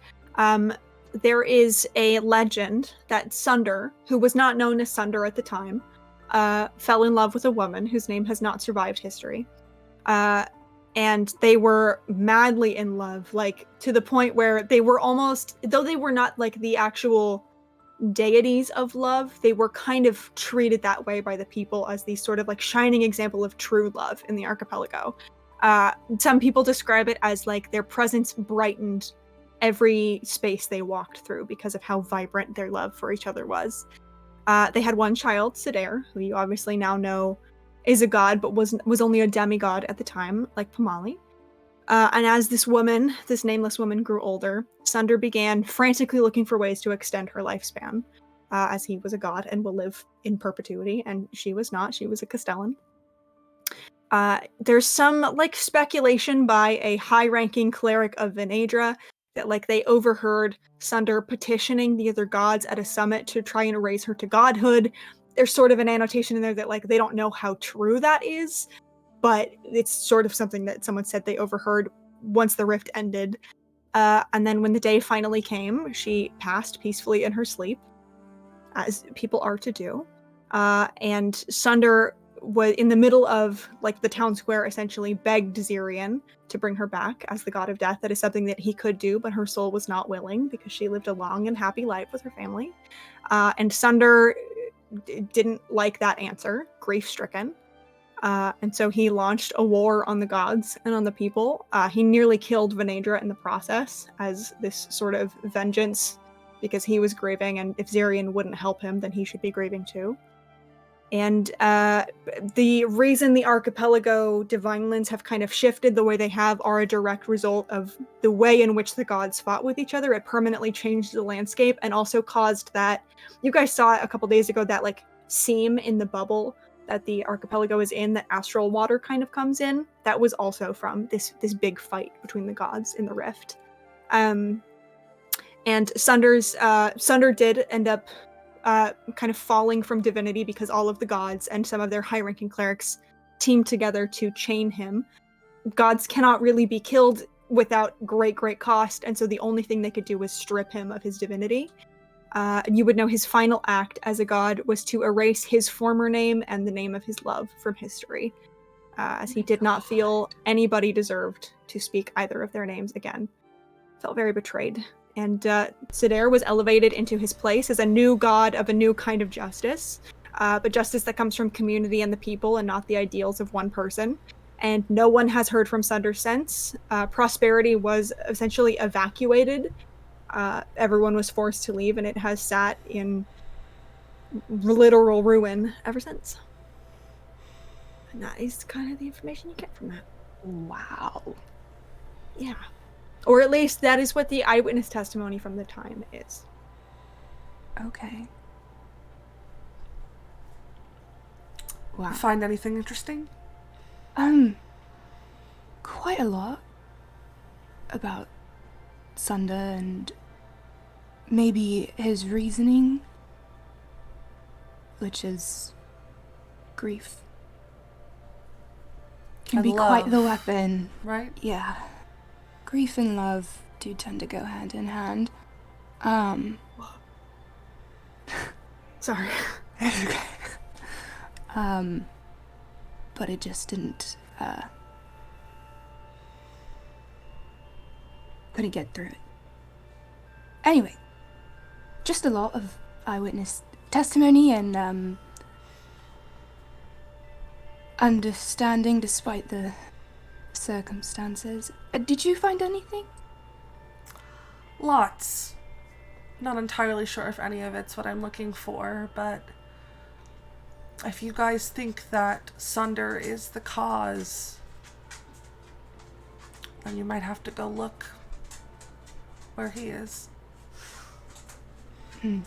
I do not want to go looking for a grief-stricken person, but I fear you might be correct. So. Grief makes terrible monsters of us all. It does, it surely does, and it's unfortunate and sad. So, great, I think we should collect our studies and grab the book, their own rooms, and I need to rest, I think. I'm just worn out. Yeah. And process all of this, reread it. Let me escort you to where we're staying, and then I might, wander around for a bit. That sounds good. I appreciate you coming with me, Kingle. Of course. I would hate to see something happen to you. Likewise for you, my friend. As you guys... Oh, no, sorry. No, she was just finishing. Yeah. Cool. As you guys are walking out, Lenora returns to you holding this kind of book with this like really nice blue and gold spine. It seems a little bit out of breath. It comes up and goes, "Hey, I found it. She did return it. I have it. Here you go." Excellent. Sorry. Thank you. Yeah, of course. And she hands you a book that is sort of embossed with the title. It's like in italics, and it says "Get a Rune" with an exclamation point, and then underneath the like subtitle is like the creation, modification, and upholding is not the word, upkeeping of runes. And hands that to you. Oh, this is perfect. Thank you so Yeah, much. of course. Find everything you need. All good here? Yeah. Great. Yes. Cool. I will tell Okay. Willow what you said. Thank you. Yeah. Thank you. Of course. Yeah. All right. Well, have a good night. You as well. I'll be here. So. Great. All right. Okay. We will. Is there like a tree on this planet that's like near the library? Sure. Okay, I'm gonna use transport via plants to get Ventures back faster, because I think I want to stay and go check out the room where you can see the stars. Hell yeah. But I will like put my hands on a tree and kind of open it, and you can step through the tree back to the inn, and I'll kind of wave and I'll say, I'll see you later. See you. Thank you. Of course. Amazing. And we will kind of pull back from these two and return to our beloved party members who surely are going to go looking for a fight. I'm assuming you guys kind of chat on the way. We're going to kind of fast forward through that if that's okay to when you arrive. Sound good? Mm-hmm. Sick. So you guys, Corin, you know where you're going. You head down to the Crook, that little channel in between the two islands, or the crack. It takes you like a 15-20 minute walk. You get there pretty easily. And you can see it is like buzzing with life. The arena is lit up. The building is lit up. It's like a 2-story building, little ramshackle, but you know, it stands and it works, and that's fine. Emblazoned on the top it says the Quill and Quiver. And you can see nobody's fighting right now. People are kind of gearing up to, though. You see Corin, the two owners of this combination bookstore and fighting ring. You see Kamakinai, who is a 6'6" Leonin, like muscled, kind of a wizard, big round glasses, kind of like leafing through a book, sitting on the bar. And she looks over to what you would know to be her partner, Tuka, who is she any pronouns, 4-foot tall satyr, who you know is fucking feral, ram horns, lower body of a goat, huge daredevil, kind of wearing something more in like the equivalent of like monk's robes. And you see currently Tuka is like slamming her fists down on the bar as a couple people like chug, and it's like some kind of drinking competition. And the three of you can walk in while I switch the music. Okay, so I think it's canon that Corin has been here or gotten into a fight. Oh yeah. And like I think, assuming that his friends tease him about having 5 strength on a frequently, he came in here to he got into like, you know what, I'm just gonna give it a go, and got his ass kicked because he wasn't using any of his magic. He was just like, I'm just gonna give it my fists. And hasn't been back since. Got kind of embarrassed about it. I mean, everybody was chill, but now he is back. And he walks in and he like takes the shield from Flint, struggling with it, and just kind of has the scimitar, walks in. Back and better than ever. Yeah, you walk in and you see not comma, that's the other one. I scrolled up. Oh, beans. Oh, come back. There we go. You see Tuka, who's kind of like slamming. People were just finishing these big like tankards. Looks at you and goes, Corin! Hey! Welcome back. You ready to get your ass kicked again? Not this time. Okay, if you say so. Yeah. Oh, big and words. Hmm? Some big words. Yeah, Those no. fighting words. he looks at God forbid. Flint. Mm-hmm. He looks at Flint as Flint says that, and then is just going to take his hand off the like off the pommel of the scimitar and just touch his chest and says a few arcane words. And you kind of watch as Corin goes from this like kind of soft big guy to this like not like wildly muscled. It's just like he's a big soft teddy bear. He becomes like a more in my head, I think he looks like a mini avatar of Gabaldon when he does this to himself. Like the muscles harden. Like it's very clear that he's not struggling to pick up the sword or anything anymore. And there's just kind of like a celestial glow coming off of him as he casts Tensor's transformation. Hell yeah. I think Flint goes, woo! Party trick! Told you I had something new. So who's the champion?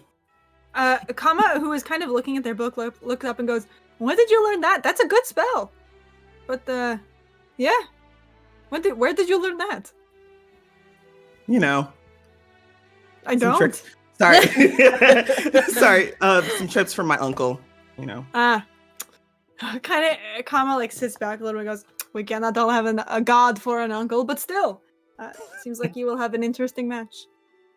You say, where is the champion? And you kind of see Tuka like rolls up their sleeves a little bit and goes, well, you're lucky it's not me tonight, but your reigning champ is right over there. It kind of leans in and points. And you see at the end of the bar, reading out of like a big book, not paying attention to any of the people drinking and like having fun and kind of dicking around. There is this very like lanky, like slight framed figure, gleaming gold hair that kind of like catches the light almost as if it's in the sunlight. It's pulled back into like a slutty little man bun. Fair skin, freckles, big gold round glasses that make his eyes look 10 times bigger than they are. And he's just kind of sitting there reading it, like clearly feels eyes and looks up and goes, "Sorry, was I needed for something? I was just trying to catch up on my research." A challenge if you'll take it. Are you certain? I think Corin just gets this kind of feral smile on his face. Yes. Right. Okay. Well, I'll. Does anybody have something I can use as a bookmark? Kind of like starts craning his Corin neck a little bit. Looking. will give something. I don't know what he has, but he'll give it. Sure, in a very yeah. like you're hot kind of way, but still want the fight. Yeah, they kind of take it Business and card. they look at you. Yeah, literally. Corin, counselor to the archipelago. Yeah, they'll take it, kind of tuck it in, very like gingerly close this book, and then stand up. Right, is it just you then, or kind of looks at Flint and Son? You gentlemen as well, or Just here to watch. are you? Oh, all right. Kind of, you see this figure grin a little bit and like look down at Corin. They're like, this person's like maybe just shy of 6 feet tall. Kind of looks at you, and you're certain you want to. Okay, then Do this they're alone? looking up at me because I am 6'3". Oh, hell yeah, cool. Yeah, let's do it. All right.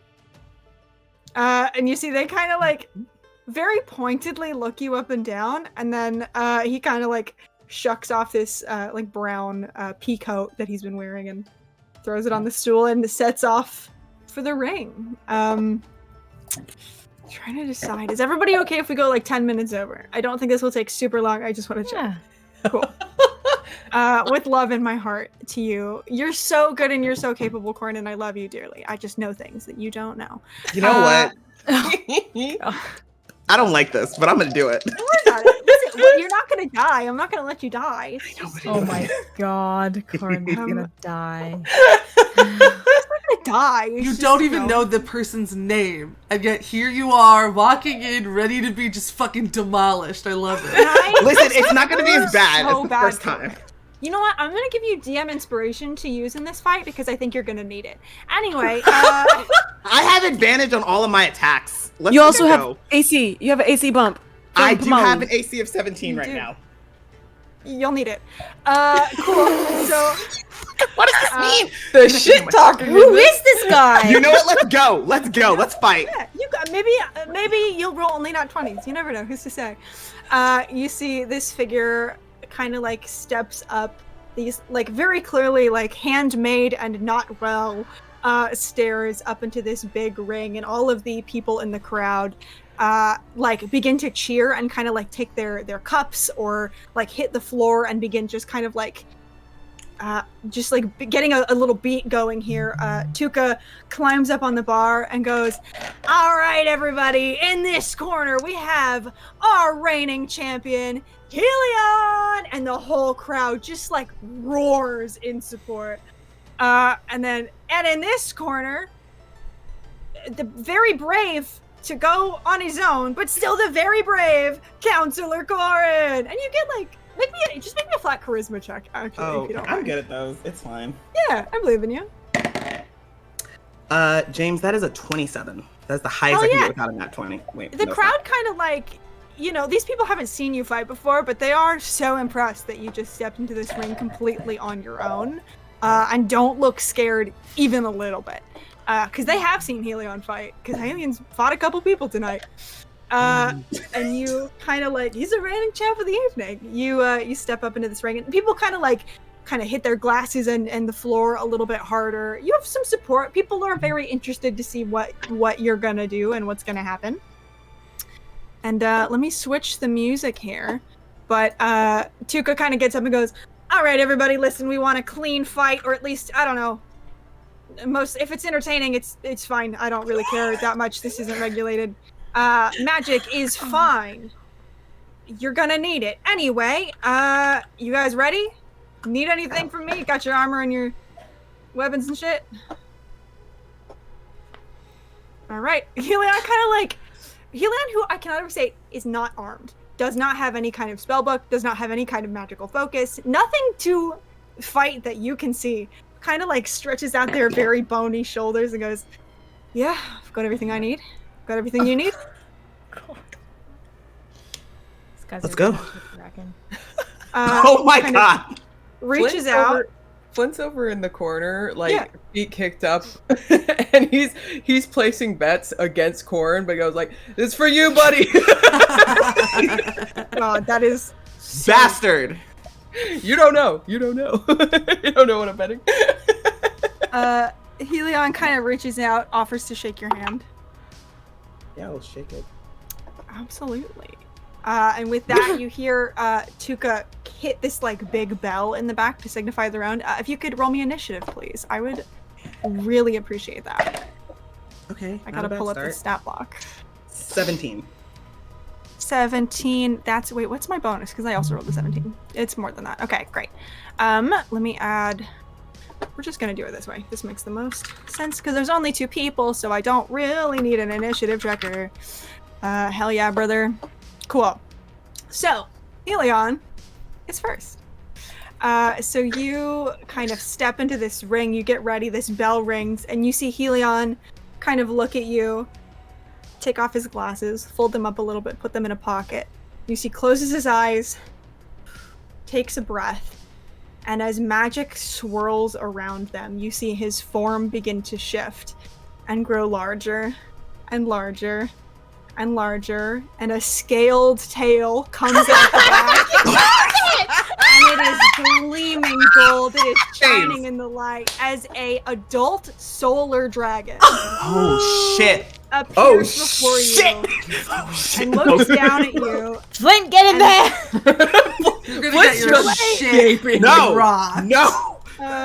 Kind of like laughs a little bit, and like you see he like, you know, literally and figuratively huge, looks down at you and kind of nods his head, and you see they're basically saying, you can take the first hit. You go ahead. And is not going to take any actions on his turn. I think Corrin watches this happen, and for a second, he thought, as the shape wasn't like really understanding what the shape was like, oh my god, is this Gavaudan in a fucking disguise? Did I just challenge my uncle? No! That's probably happened before, though. It has happened before. And it's just seeing this does not back down, is not, good for you. It's like in his head, it's like, okay, I'm gonna lose this, but it's fine. And is gonna make 2 attacks. Please. With advantage. Hell yeah. Oh god. Okay, the first one is gonna be a 23 to hit. That'll hit. Oh, thank god. And that is gonna be 20. Do I need to separate damage for you, James? Only radiant.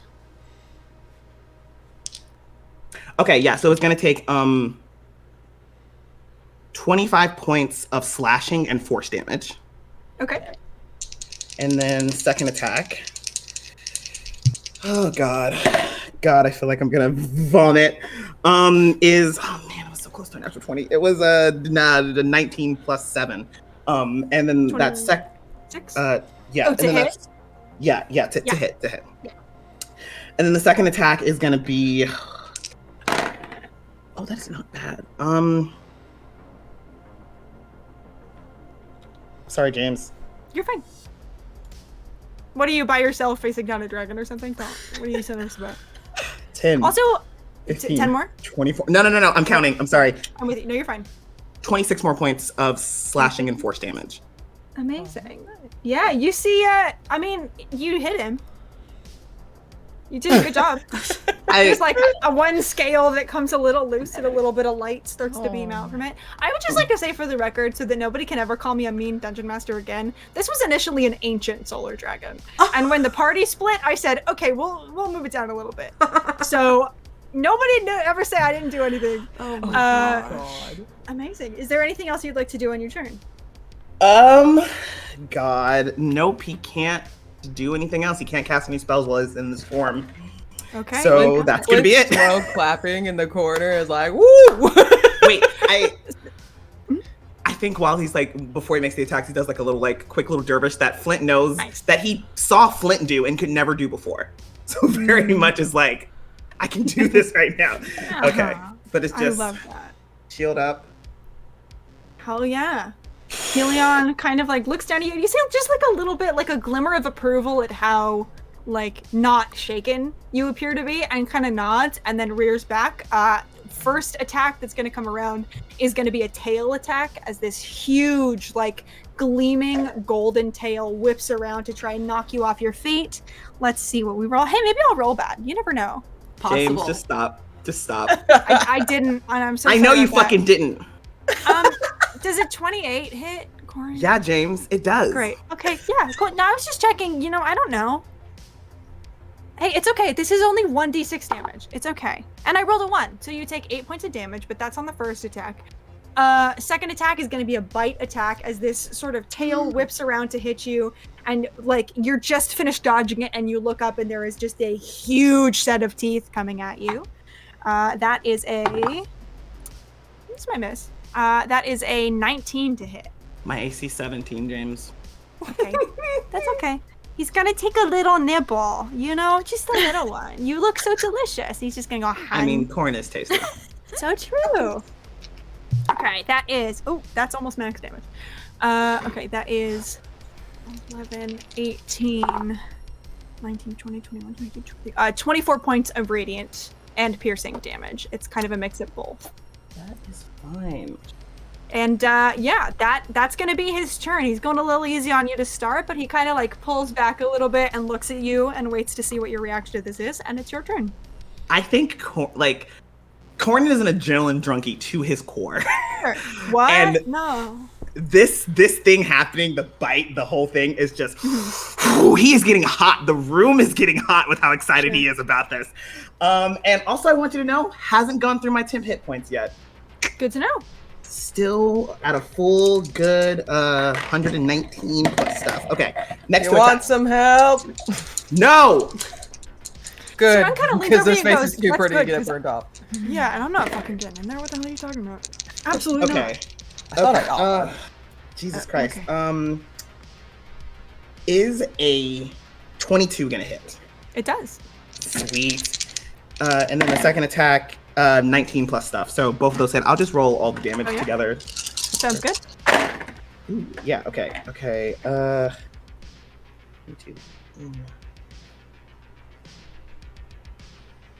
22, 28, 38, 40. 44 points of damage for both of those attacks. Okay. Yeah. And that's his turn. Absolutely. Hell yeah. You are cleaving into this guy, and you see he's like, there's approval in their eyes. Like, they are not upset. You're getting so hot, and they're staying so calm. Like, truly, you get the sense he's done this like 10 times tonight, but he's impressed at how well you're holding up on your own. And that means it is Helion's turn. But first, because Comet's a little funky, they are going to take a legendary action at the end of your turn. And you see Helion kind of like big, giant, like hand claws kind of thump on each side of you and shake the arena a little bit. It kind of leans down and takes a breath, and all of you see, well, everyone who's there, sees kind of gleaming from in between the scales, this light begins to pour out and pour out and pour out until it is blinding. Corin, I need you to please make me a wisdom saving throw. Okay. I'm proficient in those. That's fine. And I can reroll a save. Yep, I need that reroll. That was a 5. Okay. Oh, so much better. 25. 25. You succeed and are not blinded. But God, your eyes hurt a little bit, huh? And then it is Helion's actual turn. He's gonna, you kind of get the sense that he's almost like testing you, like poking at little spots in your armor to see what's gonna shake you, if anything. So as this light begins to fade, you see, like, you look up and you see that his neck, he's kind of like pulled back a little bit, and he gives you a little wink and then opens his jaw, and just this like white hot flames of radiant light come out. He's going to use his photonic breath. if you could please make me a Constitution saving throw while I roll just God so much damage, huh? Constitution saving throw. Orin's gonna be Yes, please. Okay, I'm gonna use my divine luck, one of my divine lucks, to re-roll that. Sure. I believe divine luck just adds a d6. Oh wait, does it? Let me check. Yes, you're right. I believe Yes, it does. I take that back. Sorry, I just put it into D&D Beyond for TT. No worries. Thank you It's so like much. fresh in my mind. Yeah. Okay. We can make this work. What the fuck? There is a hole in this die. What is that number? Okay, that's a 6. Is a 3. Is a 21 gonna do it? A 21 will do it, so you only take my half fucking damage. God. You take 27 points of radiant damage as half damage. That was half. Yeah. And that, I believe, is his action. He does not have any bonus actions. So James, he's just... Yeah. I am so sorry. How much radiant damage was that? That was 27 points. I am resistant to radiant damage. Cool, have it again. So, Hell yeah. Nice. So, Okay. I trust you to do the math. My brain isn't working, so. Hell yeah, thank you, Jess. Willow? Yeah. And that is his turn. It is your turn. And like again, the room is hot definitely from him. Like I think he Sure. like as soon as he gets super excited, he's just able to like cast it out, just like can't control it, and it's just kind of bouncing around. It's like so surprised that he's still up at this point, but is having such a great time. And I think he's actually saying, "Hey, I mean, you want to go do something when we get out of here?" I think this like bit of breath kind of finishes coming out too. Make me a charisma check with advantage. Fuck yeah! God, incredible. Natural 20. So a 24. A 24. Yeah, he kind of like Natural 20 to flirt with the dragon. literally. You're living You're not even a bard. I was gonna say you're Such a living every stereotype. bard's dream. Literally. That's with Karin's sheer power. So true. Somewhere my D&D gosh. TikTok is like getting a nosebleed. Or, like someone's talking about it. You see, he kind of pulls back, and in a voice that is much like deeper and more resonant, kind of goes, "Maybe let's see how you feel after we finish." And it's your turn. Okay. Man, I wasted my natural 20 to flirt with a fucking dragon. Hey, That's not a way. That is not That a is way. not I a think way. it was a way. All right, that's fine. 23 for the first attack. Yeah. And a 24 for the second. Yeah. 2, 4. And it's going to be a total of 15 on that. 25, 36, 42, 47 points of slashing and radiant damage. Okay. Oh, how much was the radiant? Sorry, force, not radiant. Force. It's No. force and slashing Oh, damage. Yeah. good. Hell yeah, amazing. You see that you're kind of like hacking into his foot because that's all you can reach at the moment is this leg. And you see just like the tiny bit of like one drop of blood begin to come out. Is there anything else you'd like to do on your turn? No. Also, James, this spell is concentration, but I have been rolling my con saves. I Cool. just I went trust ahead and you. told you We're that. playing a little fast and loose right now, but I thank you for being honest and I trust you. Amazing. He's going to use a legendary action at the end of your turn to take an additional tail attack because, goddamn, he surely has one turn to do it after, doesn't he? Cool. So that tail is going to kind of whip around once again in your direction. That is, there's no way that doesn't hit. That's like 27. Cool. Okay. That is 16 points of bludgeoning damage to you. And then it is Helion's turn. Once again, gonna go in. Actually, let's roll to see if he gets his breath back, just for fun. He does not. So he's gonna take his 2 attacks, his bite and his tail. That tail's gonna go in for you one more time here. It's kind of like luminous spines. Yeah, that's a 30 to hit. Cool. I love having a crazy modifier. Mhm. That is 16 more points of bludgeoning damage to you with the first attack. That maw kind of comes in once again to grab you. Let's see. That is a... Oh, it's not great. That is a 15 to hit. That misses. I believe, right? Misses! Shield! Comes up. Hell yeah, there you go. And then it is your turn. Yes, it is. Come on, nat 20 dice. No, but does hit. Not a nat 20, it does hit. It's 19 plus 7. And the second attack, no, the second attack misses. Okay. Oh, god damn it. And there's nothing you can do about that.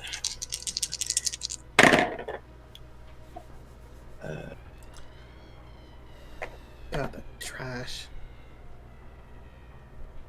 6, nope. 13, 14, 17 points of damage. 17. You got it. Anything else you'd like to do on your turn? No. Hell yeah, you know the drill. He's gonna use a legendary action. I have exactly one place to do this in this combat. Yep. You see that light kind of begin to glow again as he tries once more to blind you. If you could please roll me a wisdom saving throw.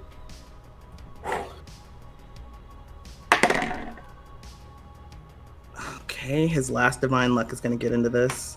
Okay. Okay. You can totally do this. You got it. 20. 20 is a fail.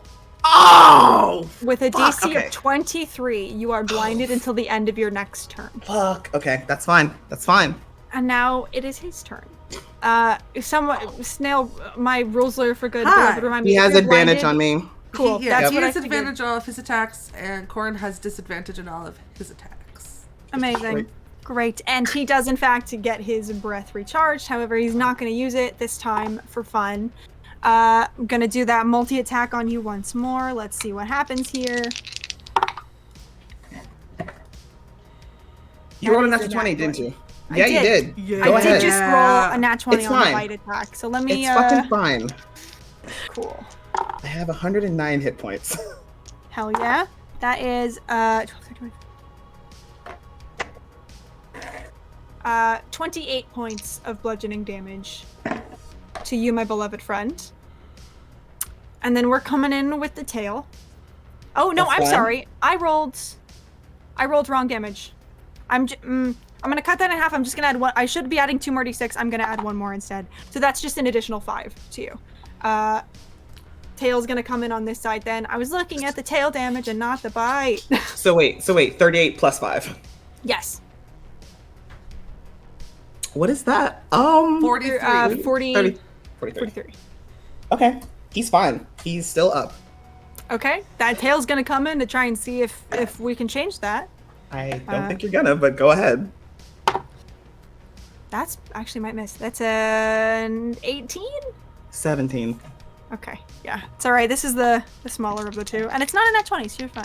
Yeah, it's fine. That is a 9, 10, 11, 12, 15 points of bludgeoning damage to you. Yep, your boy's still up. Hell yeah. It is your turn. I'm going to say we're going to do one more round after this because I know we're going a little bit long. Yep. And then whoever has the most hit points is going to stand. I think. Well, I think okay. to go Yeah. along with that, maybe as an incentive, Mhm. Flint shouts out, "Do you really want to finish this fight, or do you want to go home with the dragon?"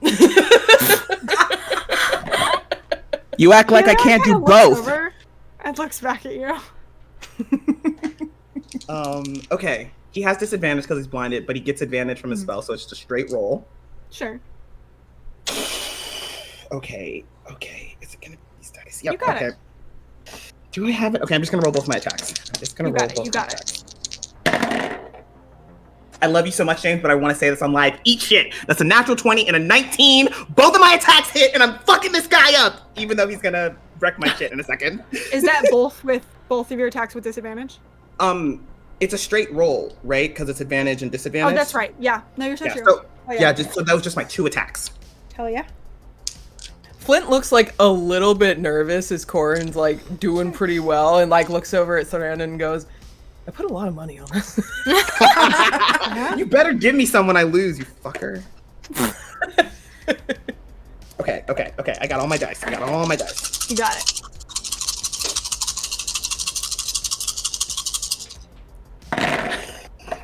Ooh. Okay. How do I count? 11, You got it. I believe in you.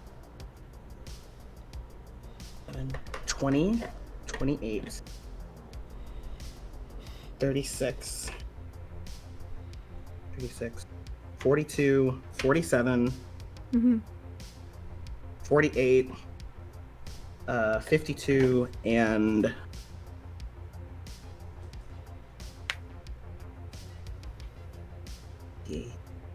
62 points of damage altogether.